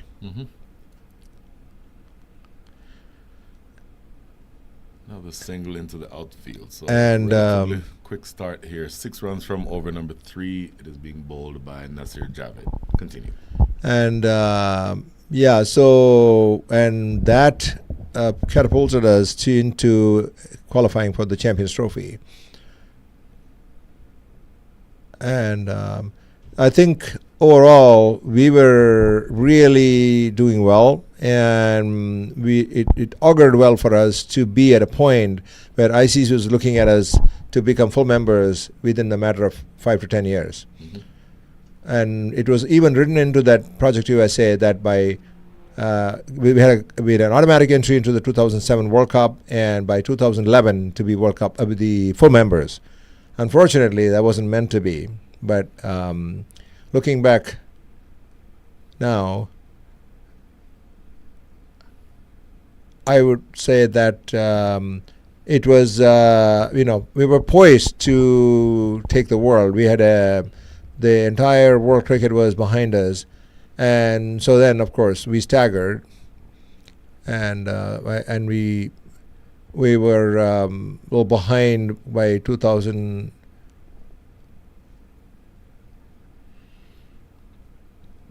I mentioned in the Yeah, very nice scene looks four like there. he's looking like he means business. That's the four down the ground. He's now up to 11 from 9, 20 without loss after 3. So yeah, so there have been a few different iterations of the Yeah, organization, and yeah, it's looked different. You know, I've been involved in differing ways right. over the last few years, but from where you are now, and you know, you've contributed, let's say, peripherally in the last few years. What opportunity exists today? Is the opportunity there now as it was when Project USA was started? Well, when 2018, when ICC created USA Cricket, Mm-hmm. so the promise was again there, Mm-hmm. and it was said that with all that ICC had done, we would be in a better position to take cricket to the next level with the commercial enterprise that was going to come in, and that was the premise that the contract with the new commercial partner would help us to build, the professional cricket. Skied. Who wants this? Ooh. The younger versions of both those men probably get to that ball, but it lands harmlessly at mid wicket for just a single. Go on. Yeah. So anyway, the commercial enterprise unfortunately didn't deliver all on the promises. It certainly was a good thought. Good. The idea was definitely very good, and it's still good, except that there's a lot of issues with the contract that hasn't been ironed out yet. And so when that's what we were working on, when I was the interim chair and the CEO, and of course when the CEO left, I was kind of disappointed because he was a very smart man, and his idea was to bring significant amount of money into the U.S. cricket, and also to deal with the contract with our commercial partners. So again, today a lot has changed, and with World Cup on our doorsteps actually, and I don't believe we took full advantage of that, in my opinion, and which I have openly said it to the board as well, and it is what it is. However, what are we up against today? I think it's the board is probably its own enemy in some ways, in my opinion. And our differences aside, I think we really need to get the cohesive opinions together to ICC to get a movement going in a forward direction, because we are stagnated at this point, and I think it is well known that there are a lot of differences within the board itself. So it hasn't been sorted out, unfortunately. So without that, I don't see us making progress. So yes, the potential is immense. As you very well know, Brian, that nobody denies the fact that there is a huge amount of potential in the U.S. So, and therefore, it's up to us to harness that potential, to focus it in the right direction and get us to the promised land in some ways. And look at all the kids that are playing cricket today. Compared to, you wanted me to compare today to the yesterday when I was USACA president. We didn't have that many kids. Today we have thousands of kids playing cricket, but again, I believe that we haven't done enough to spread the game. We need to grow the game. I are of the same opinion there. I always use as an example when I moved to this country 42 long years ago. Both cricket and football or soccer were exactly at the same level, which is to say nobody knew anything about either one, or the general population didn't know anything about either one. Now drive anywhere within, let's say, 10 miles of any major urban hub in this country, and there's soccer tournaments going on all over the place. As we speak right now, my son is at a soccer tournament. Oldest son went to school on a soccer scholarship. Younger son is Well, I won't get out ahead of his announcement because he wants to do it himself. So I'll leave that alone. But he is going to continue his soccer playing career in college. There are lessons to be learned if we would just look for them. And I think that the opportunity is there for us to harness all of the potential that you talked about. My biggest issue has always been that everyone who is playing cricket looks like you and me. And it's wonderful for guys like us who want to stay close to the sport that we grew up loving. It's less wonderful if we want to tap into the remaining 320 or so million people in this country who don't know the sport. I'm preaching to the choir. I know that. I had to say that because if you combine the largest sporting market in the world with the second most watched sport in the world, those two inputs would seem to be able to create an output that is greater than what we have right now. Absolutely, Brian. Couldn't agree with you more. I actually intentionally took up the chairmanship of the development committee as the beginning of actually sometime in February, I believe, January, February. The main intention here is for me to get in the cricket into the grassroots. Okay, that's my fundamental aim, and so I'm working on a project to put cricket in the schools, colleges, and parks and the communities. I think we need to grow the game at the grassroots. That's the only way for the game to succeed and the sport to become a known sport in this country. And so I've been working on it. So I'm hoping to get the ICC to partner. And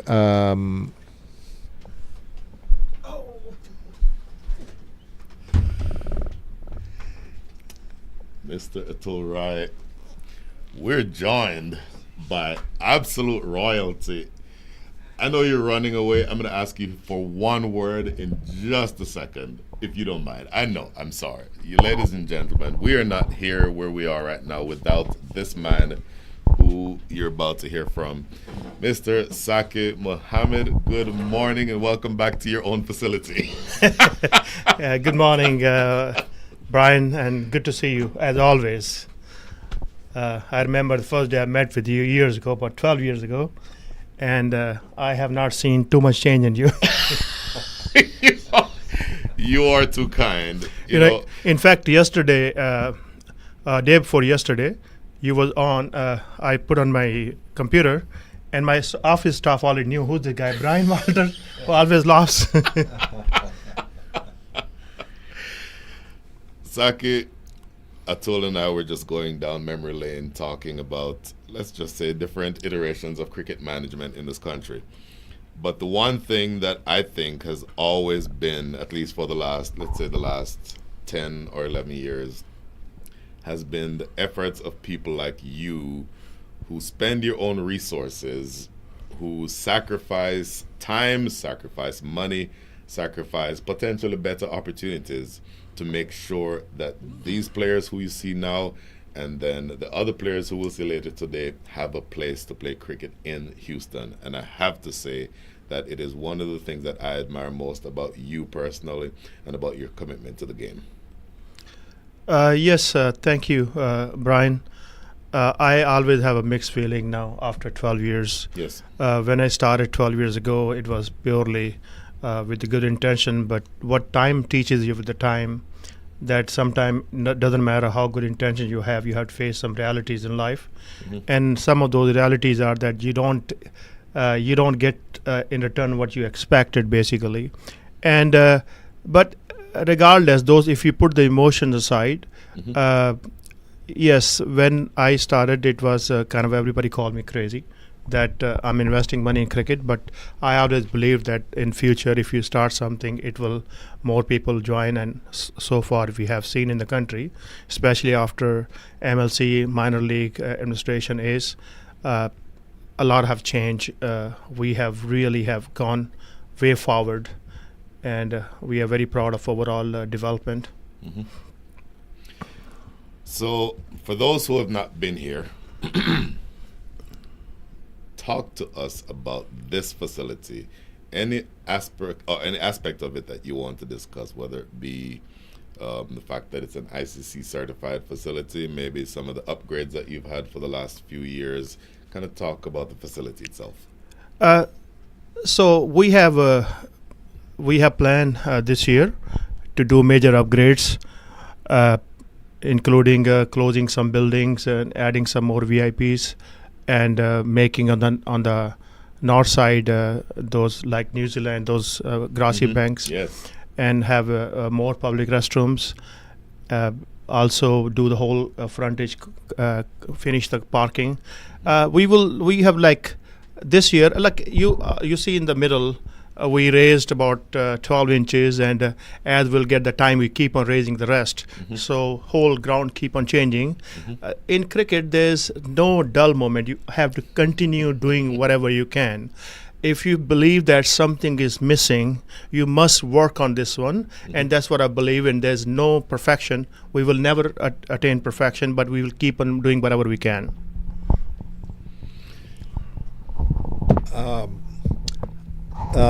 Brian, I wanted to, now that I have an opportunity to sit with Saki, and I want to talk about, I know he talked with emotions about the journey and expectations, right? So in the real world, everyone around in the cricket circles do know the contributions that Saki has made for cricket, right? Goodness, yes. So, and it is significant, and this is it's right in front of us.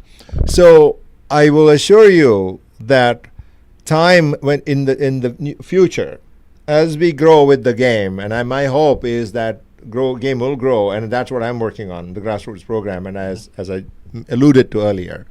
So the 320 million that you referred to. Yep. They need to know the game. We Yes. need to make sure that we educate them. We are not a secret society.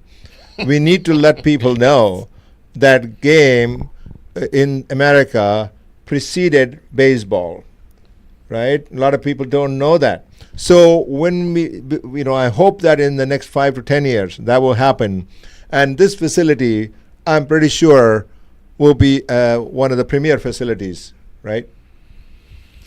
Well, the only difference that I would highlight is that you almost use that phrase in the future. It is one of the premier facilities. I can't think of a facility in this country that does a better job of being able to harness, sort of draw from the outer community and highlight the, let's just say, the efforts of those who have rolled their sleeves up and put in the hard work to put together a facility that draws from the outer community, that involves, I'm just looking right now at the people who are walking around helping to get ready for today's game later on between Pakistan and the and Knight Riders. I don't see just people who look like the three of us. I see people who are from the wider American community who are participating in getting this facility where it needs to be. And those are the little things that I think make all the difference. By the way, when I said 320 million, population of the US is around 330, 335. There's about 15 million people like the three of us, and then everybody else is who we're looking to aim at.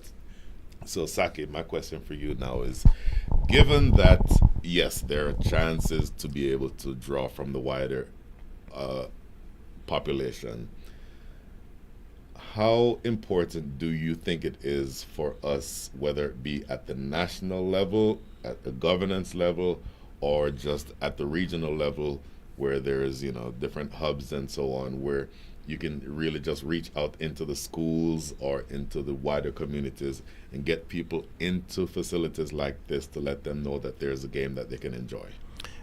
For that, I always believe that USA Cricket has to have different departments. They have to separate the board with the operational and make in every operational department makes certain people like Ahadatul be taking care of youth development. So once you have an organization which is separated from operations, and then you set up different departments which take care of different things, and taking cricket to school is one of the most important factor, and it has to be headed and supervised by its own people, own staff.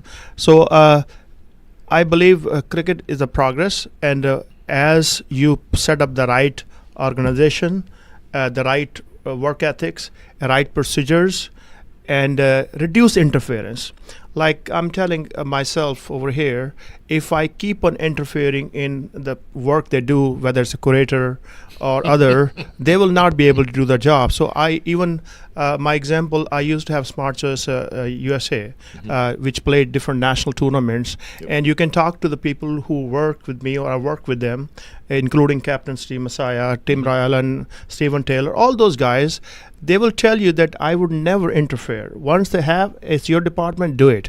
You achieve better results. So coming back to school program, it's a progress has happened so far, and it will go. It will go further, and I believe if it's set up right, it will achieve its own result, which will not be depending on the governing body, will be not depending on city. Every hub will be doing their job. So yes, there's a lot of potential if they do right. Music to my ears, and again, something like that does not happen without the benefit of people like you who have vision and who, raise alarms when necessary. You don't necessarily want to be negative in a public environment, but at the same time, people need to know that the opportunity is there, and we don't want to squander the opportunity when it presents itself. So I think you've done a good job over the years of finding the balance between being positive about the outlook that cricket has in this country, but at the same time saying, hey, you know what, we're not getting out of this what we need to get out of it, and there's some things that need to change. And it's a tricky balance because, yes, you have to sort of watch how you present yourselves in a public forum, but my sense is that you do a very good job of being able to sort of help strike that balance. People need to know, yes, there is the Moosa Cricket Stadium. Yes, there are things that we have right here that we can take advantage of. And bigger picture, there are things that we can do to make sure that the larger audience in this country gets to know the sport that we love so much. Echoing on what Saki was talking about, the schools program and the independence of that program from the governing body. So that is the project that I'm working on currently. So I believe that the communities need to be involved, Brian. The larger community that's outside, needs to be involved in the game. So until that happens, we would be confined to smaller areas, right? So if that was the case, a game like this, we would have a huge amount of people coming in because USA Cricket needs to do a better job, as what Saki was alluding to, and it has to have its own media that creates this publicity for a facility like this, right? So it's a partnership because USA Cricket is not going to build 100 stadiums, right? Correct. When there are cricket facilities like this, and USA Cricket needs to utilize that to the fullest potential, right? So my program is to put cricket not just in the schools, but in communities and parks and recreation centers and other areas. So it's a project that I'm working on with a body that will be independent, hopefully, of the governing body, with an alliance with the ICC. And so I think certainly that's needed, and hopefully that we'll achieve it. And my goal is by 28 Olympics, we'll have a significant amount of progress made, and that's what I refer to as that. When I say this would be a premier facility, I know this facility is a premier facility now, but by the time we get to that, the demands will be higher. Yep. And then, so that's where I would like to see that people flock to Moosa Stadium and say, there's a huge game going on. USA is playing so-and-so, and I would like to be sitting watching television because I may not be able to get in because... Fantastic. So speaking of huge games, Saki, later on this afternoon, and I alluded to all the preparation that's taking place around the ground, talk about the game that is going to be played later on and what people who are watching can be looking for. I'm sorry, I didn't get that. I was looking. You mean you were not paying attention to me, Saki? Sorry, I'm sorry. talk about the game that will be played later on this afternoon, right here at Moosa Cricket Stadium, and what people who are coming here today can expect. I think they will see a different environment. We have seen that in Major League Dallas. It was beautiful. When I was there and watching people and chanting and be there, feel that beautiful Dallas Stadium. It was just like, as a fan of cricket, you just love to hear that. Because I was living in Dubai, Sharjah, and Sharjah. One thing unique about that, the equal Indian Pakistanis, and every time there's a short weather, if you don't pay attention, you don't know which side is chanting, and that feeling was so great. So when you come back and see that, because of, over here too, when the Moosa Stadium and you have public and supporting the players, that sound, their voices, just like any other sports, that's what you want to enjoy that. And the reason I believe in small stadium in the United States, because you cannot build stadium based on one big game here and there. We have seen for Fort Lauderdale, they spend millions of dollars, and it killed the purpose when your regular community games or your national games, especially when involving USA national team, when there are not enough people out there. So I believe that's where a small stadium could be very helpful. And you will see that today. We expecting a lot of crowd, and you will see that result today. Tell everybody who's playing. You mean the players? Just first of all, the teams. Let's start there. It's Pakistan's 2009 World Champions, T20 World Champions, playing against Knight Riders, which has a lot of players which have played for Major League and minor league teams. And they are part of a Knight Riders franchise, which played different tournaments. Majid Rizvi owned that. Majid Rizvi is a guy who used to be part of Smartcha's USA, so now it's gone to him. So what I did, now he's taking to the next level, and he's doing a very good job, in my opinion. You talk about Majid Rizvi. I happened to look back into my Facebook memories the other day. Okay, so you'll love this. You just think I'm a pretty face. I'm more than a pretty face. I used to be a decent cricketer. So I came across a Facebook post from several years ago where I won the MVP of the Saturday League in the championship. Get this, I scored 29 runs and took 1 wicket and got MVP. But in that game, 2004, out LBW, Majid Rizvi was the bowler. And I look back on those days. Number one, I was a lot thinner, and so was Majid. But we've seen Majid get to the point where he has come from a youth player here in the Houston Cricket League to the point where he is now a prominent member of the cricketing community, not just in Houston, but in the U.S. Brian, I wouldn't doubt for 1 minute that, you were a very good cricketer. And, it's still in you. I can see that. Oh, you're right. I'm pretty sure that those are the most modest numbers ever for an MVP in any version of cricket. But I think it was, okay, in my defense, the 1 wicket was the most brilliant cotton ball that I've ever had in my life. And Awesome. of those 29 runs, 17 came in the 18th over of when we were chasing.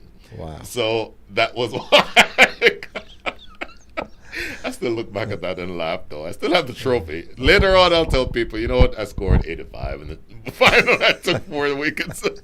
Those numbers will keep growing as I get older. Those memories are good memories, and we always cherish those memories, and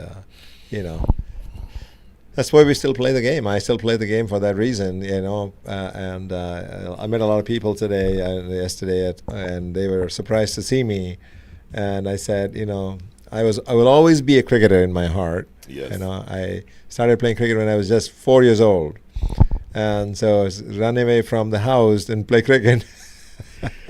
Guilty as charged. Guilty as charged.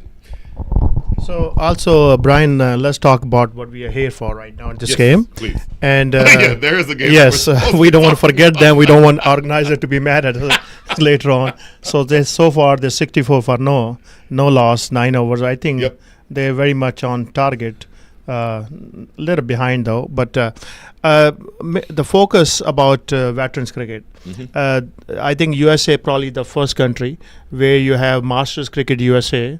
And then you have veterans cricket started for T20, and everybody cooperating with everybody. Normally, the trend is always there when some another organization comes in. There's always friction between them, and they don't work together. But if you look at that, when Kuldeep told me, Janak Patel told me they want to have T20, I said it's not a direct competition or something to master cricket. So we need to support each other. So we do not put any restriction on the players. You see a lot of players who have played in master now playing in this one. So that's a beautiful part. This is, I think, a big success for Cricket USA in general, that you have two organizations and they're cooperating, working together. And the match that we talked about earlier that is going to be played later on this afternoon, it is so important. By the way, that is the first wicket that goes down. Missed that live, but that is a dismissal. Naveed Ahmed knocks over Mehul Dave. He scores the small number of 40 runs from 33 balls, and that is the first wicket that falls. So from here, you're looking at an overall required rate of 10.03, Dr. Atul Rai. Wow. Yesterday, you had a required rate of at 1.5.9, and you had about 8 wickets in hand, and you all managed to lose that game. So are you going to win this game? Let me ask you that. Cricket is a funny game, Brian. So don't never say die. But coming back to the point about working together in partnership, as Saki alluded to, Yep. I think it's the key. And in a big country such as the U.S., all organizations have to work together. And I've said this before that the governing body of U.S. cricket is we are an associate member of the ICC. We don't get that kind of money, so the corporate sponsorship is what we have to be dependent on, which is where I was hoping we were going. But I always believed that the other organizations and the facilities that we have partnered with, they are the people who actually help grow the game. Right? Without them, cricket will never happen, because USA Cricket, even if we had $100 million, we cannot buy that kind of facilities or this volunteers or people that make it happen. So all of these entities that cooperate and work together and make cricket happen, they're the ones who we have to be thankful for, and people like Saki for that matter, right? So otherwise there would be no cricket, right? So. But unfortunate reality is that when I had 12 ODIs in 2022, it's almost 2 years now. Yep. It was in May 22. There was absolutely zero communication from governing body, and that's what they're missing. You cannot simply do that, to have 12 ODIs in one place and totally drop the game. The reason why, because everybody trying to do everybody. They over-occupied with so many things. That's why you have to have different department, different operations to continue engaging with the other people. And look, those are when people get frustrated, these are the reason behind it. We do not wish anything bad. We always want everything to happen. Yep. I'm myself very blessed to have PB over here, because if PB could have not built this beautiful facility 6 round, Houston could have not got what we wanted. So we as a city very thankful. So does Dallas. Other thing. What is missing, they need to have open chain of communication. They need to involve people. They should not work only for certain people which is close to them. And that's unfortunately, I don't want to discuss too much about that stuff over here. But I think whenever I mention anything on Facebook or social media, it's indirectly telling them, okay, if you're missing something here, please pay attention, it will help you. That's what I alluded to earlier, and I know that there is a balance that needs to be struck, and I think you do a good job striking that balance. You don't want to paint an unrealistically rosy picture of the scenario, because you know that people need to know that, look, we're not quite up to the mark. But you also don't want to be the person who is negative about everything, because despite all the opportunities that exist, there are some things that we're doing right. Yeah. So it's accentuating what's going right and then pointing out or highlighting the situations where we can do better. And that's the balance that has to be struck. Absolutely. I feel the pain that Saki is feeling because in a country such as U.S., which is struggling for facilities, and here we have a beautiful facility, but we haven't done enough to support it. And so therefore, I have to take part of the blame for it because I'm part of the governing body. Whether I like it or not, and I have a million excuses for not doing things, and I think it truly is a reflection of how cricket has been progressing in this country. One step forward and two steps back. And so the opportunity, as we discussed earlier, was always there. But the governing body always failed somehow, to capitalize on that opportunity. So I'm hoping, and once we get through all the mess and get through all of the noise, and hopefully in the next few years, and we will have a different set of people, the different set of priorities, and making cricket as the priority rather than anything else. The singular agenda should be cricket. So, and that's why my goal is clearly to grow the game, and that's what I'm going to focus on, Brian. Music to my ears. Saki, I know you're a very busy man. Know that I would want to have you here all day, but if you feel the need to excuse yourself, we won't hold it against you. Thank you, Brian, and thank you, Atul. Saki Mohammed, everybody. Again, so much that this man has contributed to cricket in this country, and we are eternally grateful for the opportunity to have this facility to be something that is essentially, let's call it the pearl of the Gulf Coast. By the way, back to the game that we're covering. Interestingly, this is an inside edge that will probably make it to the boundary. Goes all the way to the boundary now. No, in fact, looking at the signal from umpire Abhishek Dwarak, it looks like just buys. So 4 buys. Mr. Atul Rai. Yes, sir.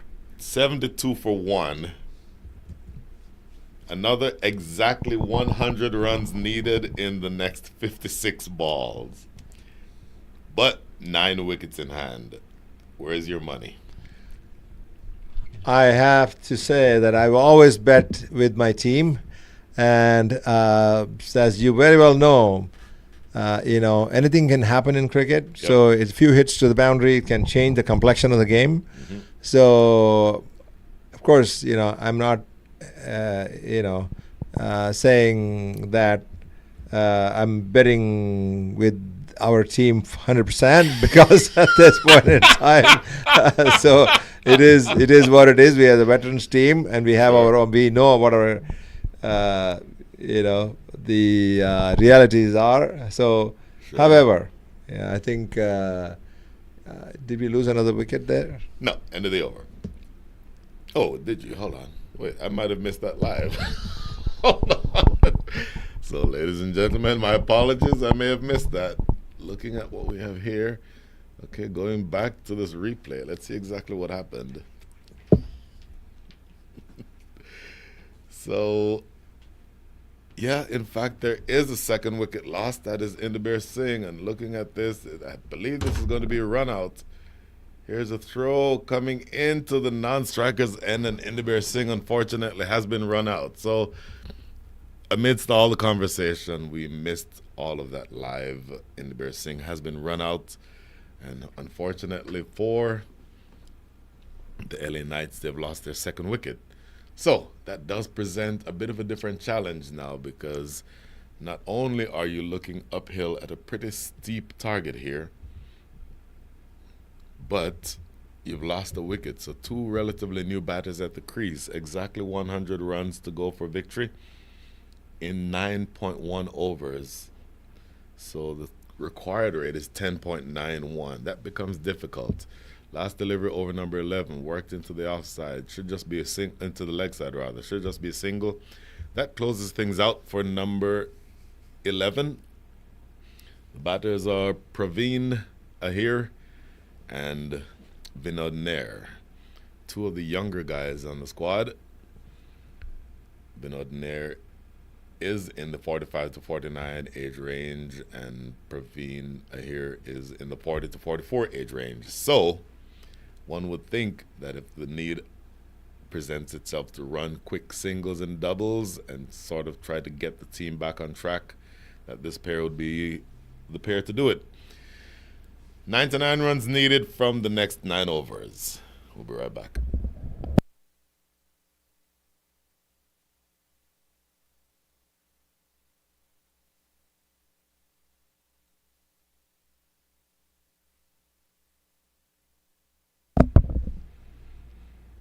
So 74 for 2 is the score. This over being bowled by Naveed Ahmed. Bowled over number 10, now bowling over number 12. His figure so far 1 for 4 from 1 over and 1 ball.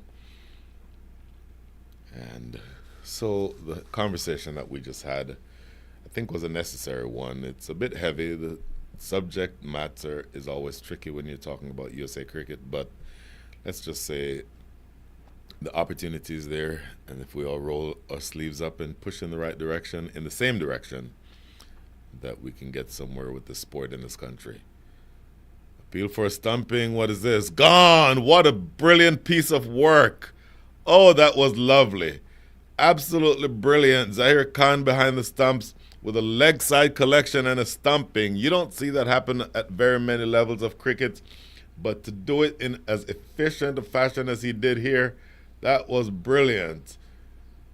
Ball going down the leg side, collecting it, and absolutely effecting such a skillful stumping. And I think that does count as a wide. Unless it flicked something going through, it may be wide. But in any event, it is a dismissal. Of course, you can be stumped off of a wide. And that piece of work was absolutely brilliant. Zahir Khan again with the leg side take and effecting the stumping at the same time. That was truly, truly a brilliant effort by the over 50 Zahir Khan. So really good work there. 3 wickets are down now. By the way, that did, I believe, count as a wide. Yes, it is showing as a wide down the leg side and a wicket. So absolutely beautiful. Taking a collection down the leg side is hard enough when you're keeping up to the batter, or to the bowler rather, because for that split second you're blinded when the ball passes your line of sight behind the batter. But then to be able to collect the ball down the leg side and then effect the stumping, that for me shows the class of a really, really good keeper. So Naveed Ahmed does have another wicket to his name, and that does mean that Mihir Gandhi comes to the crease. It does become a little bit more difficult now. Praveen here has been dismissed, and so you've removed the youngest guy in the squad and replaced him with one of the oldest. Now this is down the leg side again, and this is running close to the boundary. They'll get a couple of runs, so I believe these are going to be wides. Should be 3 wides.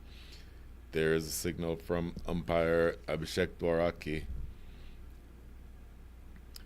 So if you have the left hand and right hand combination, that in and of itself puts you in the position where it's difficult for you to find the right line, but that is made even more difficult if you spring the ball down the leg side, working this away into the leg side again.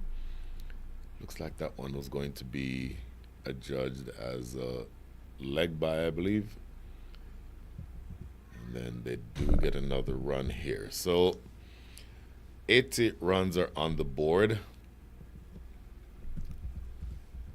7 from this over so far. Played into the offside. They should just get 1 here. Now, I mentioned that earlier when the 2 batters were batting, Praveen here and Vinod Nair, there were 2 of the younger guys on the squad. So you could have the ability to not only hit boundaries, but sprint 1s and 2s and 3s to some extent that has been taken away because he replaced one of the older guys, or one of the younger guys, with one of the older ones. So the running between the wickets won't be as fluid, one would think. But, and by the way, that wind is really picking up now. You can see on your screen how that camera is moving around. That is a reflection of how windy the conditions are. I would estimate that the wind is blowing somewhere around 30 miles an hour at this stage. Now, it does mean, again, from this end, if you hit down the ground, the wind will help. But it does mean that oh my goodness, look at this. Goes right through him, wind or no wind. That one went through, beat and cut or knocked back the off stump. So the second wicket in the over. And all of a sudden, the LA Knights are in all kinds of trouble. And that is the last ball of over number 12, resulting in a wicket. Another wicket that falls. Naveed Ahmed takes 2 in the over. And at the end of over number 12, the score is 82 for 4.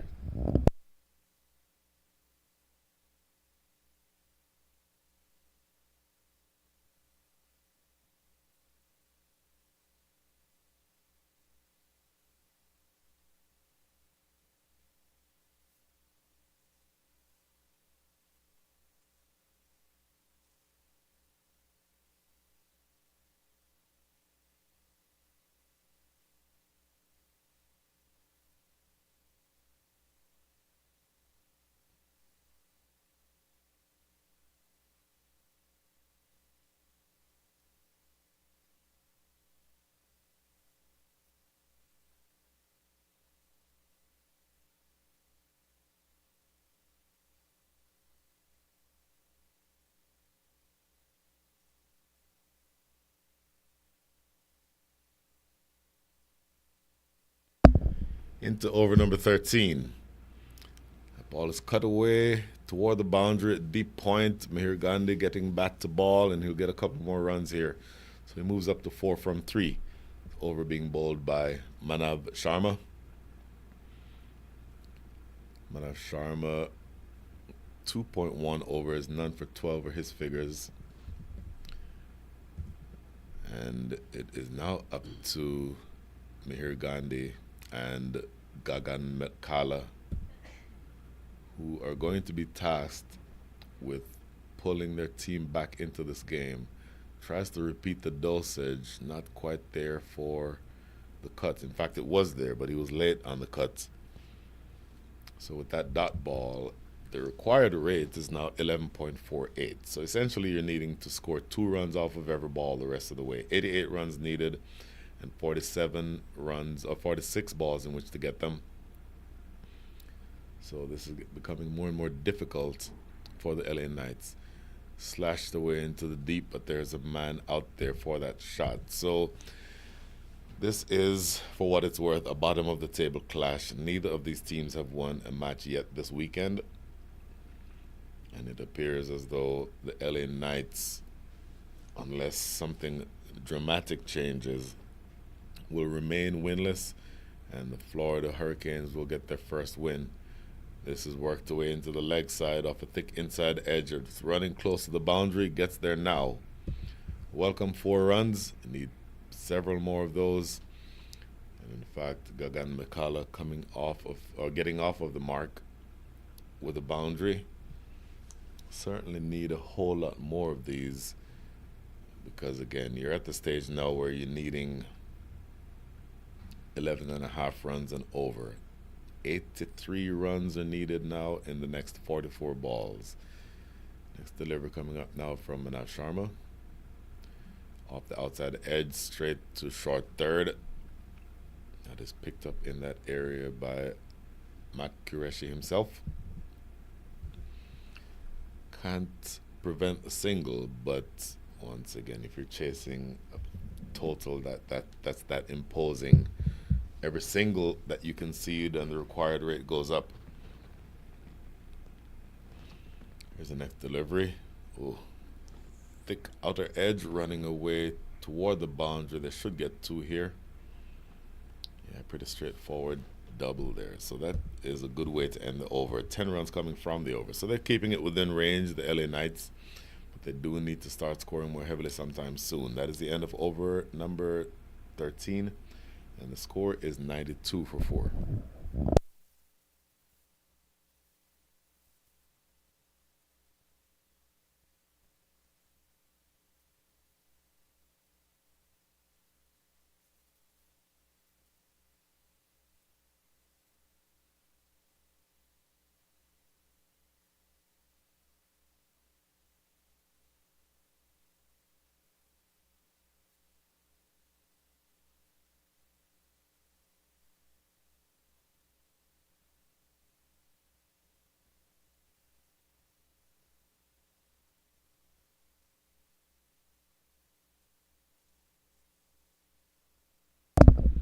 So Naveed Ahmed is into his third over. Starts out here with a wide going down the leg side.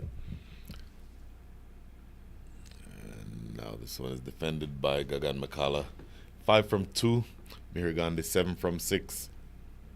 And this pair has a lot of work to do to get their team back into this game. 10 runs came from the last over, though, and 9 from the over before that. So if they keep picking up those overs where you're scoring 10 and 9, then maybe you go into the last 2 or so overs, maybe needing 30. Oh, not going to do it here, though, because that is another stumping down the leg side. I'll tell you what, Zahir Khan is showing a really high level of proficiency behind the stumps. And another stumping, overbalancing that time, was Gagan Makala. And looking at this replay here, goes past the outside edge, and how quick was he keeping up to the stumps, and in a flash, can't say whipped off the bails, because the umpires did away with the bails a long time ago because of the wind, tremendous wind around, as I mentioned. I've said that a number of times. So there are no bails, but he was immediately quick to disturb the furniture, if you will, and found Gagan Makala short of his crease. And so that is wicket number 5. So 94 for 5 is where you are now. And in fact, a couple of wides to start this over, but it did happen to be the case that you got another wicket. Gagan Makala stumped. That is the end of his day with the bat. A long way to go here, and the steep hill to climb for the LA Knights just got that much steeper. So now Janak Patel is at the crease, right-handed batter, plays this off the back foot, can't get off the mark. Gagan Makala is dismissed. Janak Patel, who's the captain, is now at the crease, joining Mihir Gandhi. So a couple of partnerships ago, we had the 2 youngest in the squad. We now probably have the 2 oldest in the squad. And I'll let you decide as to whether or not that helps or hurts the cause of chasing 12.5 runs and over, because that required rate is now sneaking upward, as you would expect at this stage of the innings, when the number of balls becomes fewer and fewer and you're not making much progress toward reducing the deficit that is played down the ground. So Janak Patel is off the mark. Mihir Gandhi is now on strike, 7 from 6. And with 37 balls remaining, another 77 runs are needed. 12.5 and over is what you need to score from here to be able to win this game.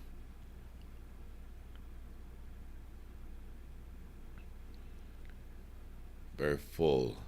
Tries the drive. Comes off of the under edge. Trickles to short third. That is going to be a single. 4 runs coming from that over. Good over it is from the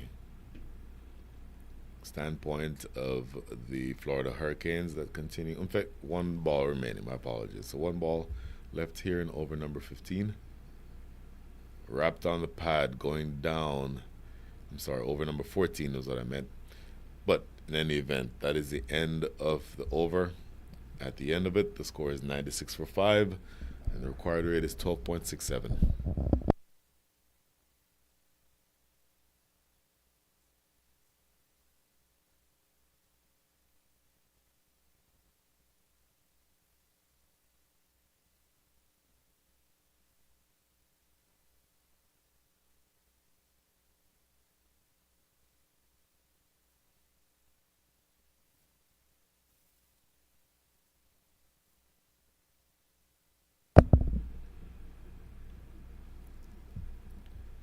Now we're into over number 15. This is the captain Rizwan Mohammed back into the attack. None for 17 from his 2 overs. Couple of dot balls to start here though, so doing well in terms of continuing to strangle the LA Knights. They now need 76 in the next 34 balls. Oh, winding up for the big shot, not able to make contact, and yet another wicket goes down as this one knocks back the off stump.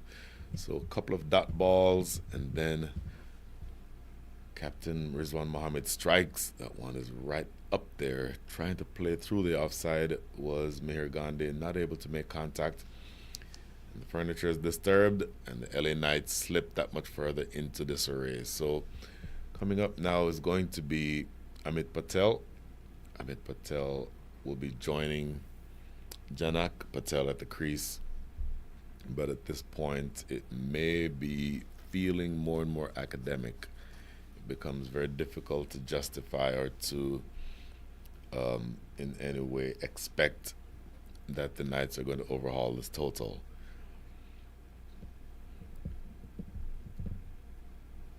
Once again, you've been watching the Veterans Cricket USA inaugural T20 tournament. The grand sponsors are Nitya Capital, which is a leading real estate investment firm. Ultimate Vineyards, a premium wine producer crafting exceptional wines that embody the spirit of excellence. Kadim Jewelers, which is a renowned jewelry store with 6 locations in the Bay Area. And Stelton Sports, a sports complex in Piscataway, New Jersey. And the apparel sponsor is Omtex, who has provided all of the high quality cricket gear and apparel for the players and officials in this tournament. A couple of dot balls here to the new batter, Amit Patel. Last ball coming up now. Do we have another wicket maiden on the cards? Nope, we don't. This is played off the outside edge. They'll get a single to close things out in over number 15. 3/4 of the way through the innings.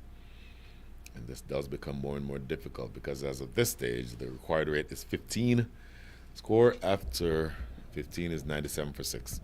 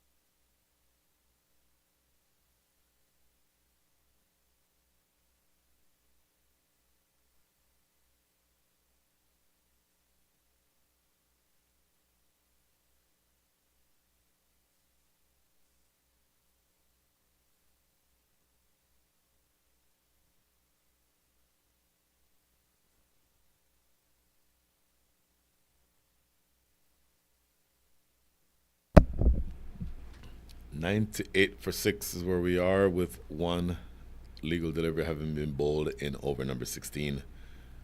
Naveed Ahmed in to bowl his final over. 4 wickets to his name, 4 for 16.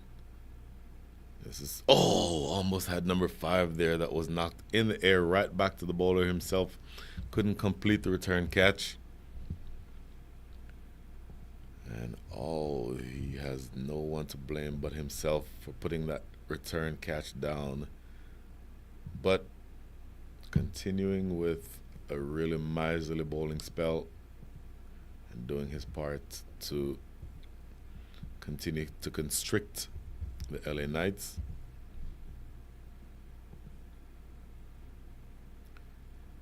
And there's the 5-4. Looking to go across the line that time, Amit Patel. And he ends up losing his off stump, and 5 wickets taken by Naveed Ahmed. Really good bowling by Naveed Ahmed. To me, it's a match winning. Well, first of all, it's a match winning sort of spell. but it also, from my standpoint, happens to be a player of the match type of spell. And so the fifth wicket is that make that the seventh wicket is down. One ball remaining here in over number 16, and the new batter coming to the crease is going to be Peter Jones. We've seen him feature in the field. We've seen him feature behind the stumps. Now we'll get to see what he's made of in front of the stumps. And by the way, said it a few times earlier, but join us here later on this afternoon. I believe the match start time is 2:30 for the matchup between the 2009 World Cup winning team, the Pakistan national side, and the Knight Riders United.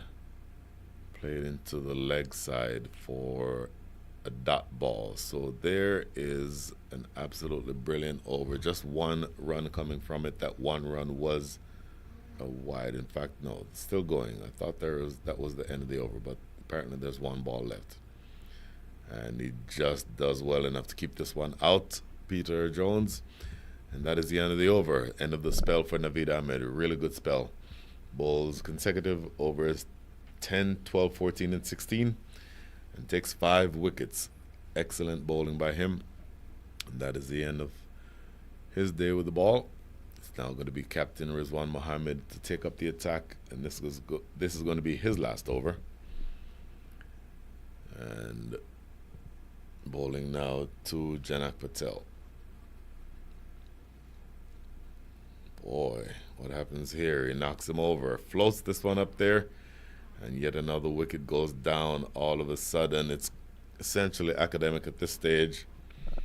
And once again, it may just be that we don't get to go all the way to the end of the innings because 8 wickets are down, just 2 remaining. And coming to the crease is going to be Jay Oza.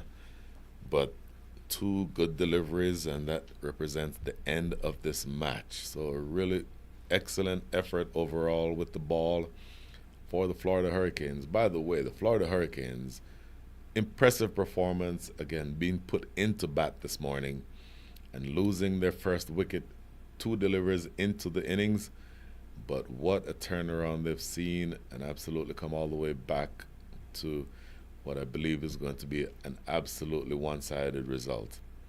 Going down the leg side here, though, turning away. Not sure if that came off the bat. We'll see what the indication is here from umpire Rakesh Jain.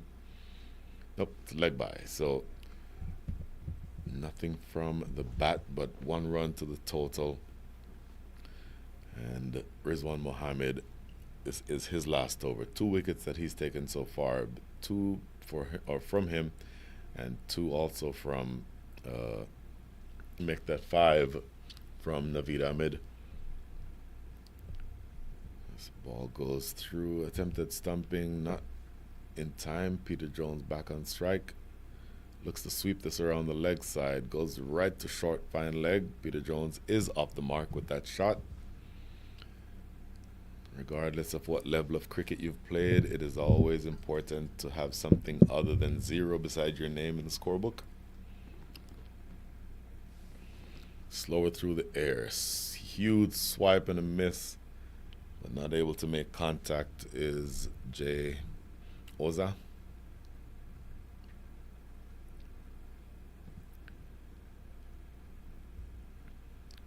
Here's the next delivery. Floats up there again and defended in front of the stumps for no run. And this match is essentially coming to a very predictable end. That is the end of the spell for the captain, Rizwan Mohammed. And with, by the way, the 100 is now up. It's mathematically possible to score 72 runs in 3 overs. It is probably less than likely. So this may just be batting practice for this pair the rest of the way. Peter Jones back on strike. Charlie Javid back with the ball in hand. Plays it back to the bowler, Peter Jones, for no run.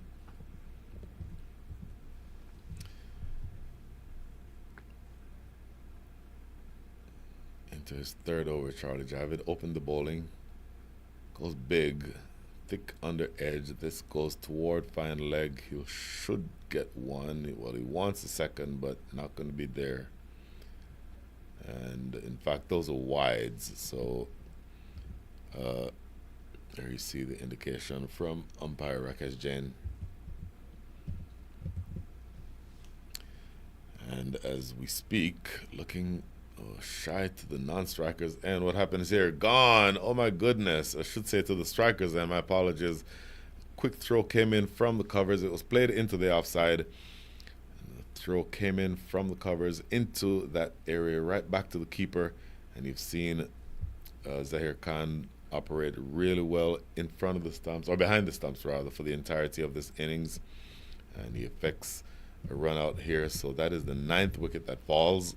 102 for 9 is now your score. And he'll be relatively disappointed with that effort, Jay Oza. And that does mean that the last man is coming in. And that last man is going to be Dr. Atul Rai, the man whose voice you heard for much of this innings. When he came into bat yesterday, it was a bit of a different situation from what he was in, or what he is in right now. As of right now, they need 23.3 runs and over to win. Essentially, he needs to hit a 4 off of every ball to win this game, which is another way of saying it's probably not going to happen. And Charlie Javid back to operate to Atul Rai. Short, looks to work it off the back foot, trickles close to the stumps. Not going to be disturbing the stumps, but another dot ball essentially puts you in a position now where not even 4 off of every ball will help you from here.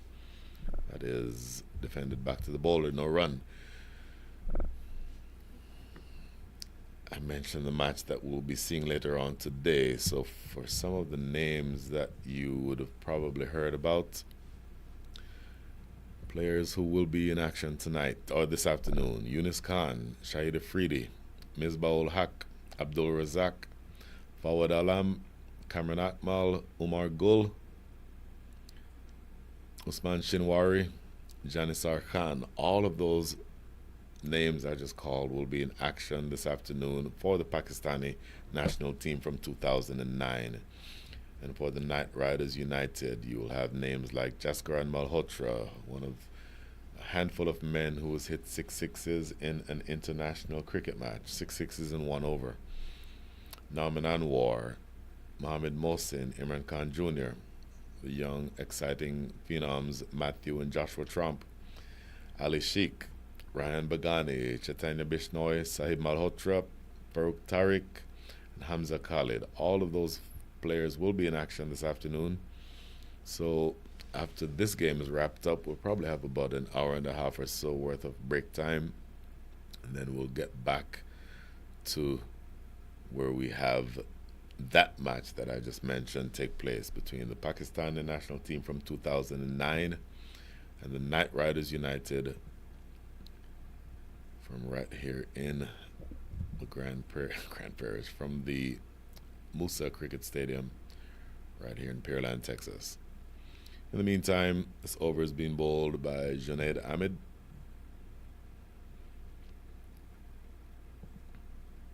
Over number 19 underway. Bowling now to Peter Jones. This is worked around the leg side. Should be a couple of runs. Peter Jones wanted that second run, but sent back.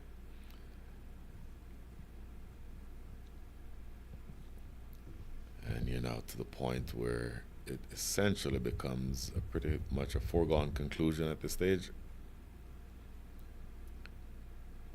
Pushes it through, played into the offside for a couple of runs. In fact, just 1 run. And let's see what happens from here. That is the end of the over, it looks like. Yep. Nope. 1 ball remaining. In fact, 2 balls remaining. Apologies. A few different moving parts here. Didn't exactly get those scores the way that they need to be, but This should be the last. Still 2 balls remaining here in over number 19. Atul Rai on strike. He is 4 from 5. Peter Jones 3 from 8. This is played into the offside. They'll get a single here though. So 110 runs on the board. For what it's worth, they're 62 short of their target, but essentially you're looking to play out the last over here. And this worked into the leg side for a single. That is the end of over number 19. 8 runs came from that over. And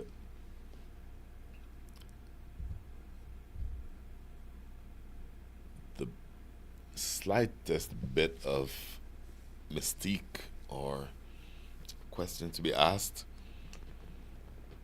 is whether 6 balls will be bowled in this over or whether a wicket will fall that will end the game. So floats this one up there. Peter Jones defending to mid-wicket for a run, for no run rather. And essentially you've gotten to the point now where, as I said a couple of overs ago, this feels like practice more than anything else. Whipped away into the deep for a single. Peter Jones now up to 5 from 11. Atul Rai will be on strike. Last 4 balls. Appeal, leg before and given. So, there's the answer to your question. 10 wickets are down. The Florida Hurricanes bowl out the LA Knights, and they win by the margin of 59 runs. So a pretty solid effort overall. The Florida Hurricanes operating really, really well. Looking at where you are from the very beginning, the LA Knights were up against it. Mehul David, 40 from 34. Inderbir Singh, 18 from 29.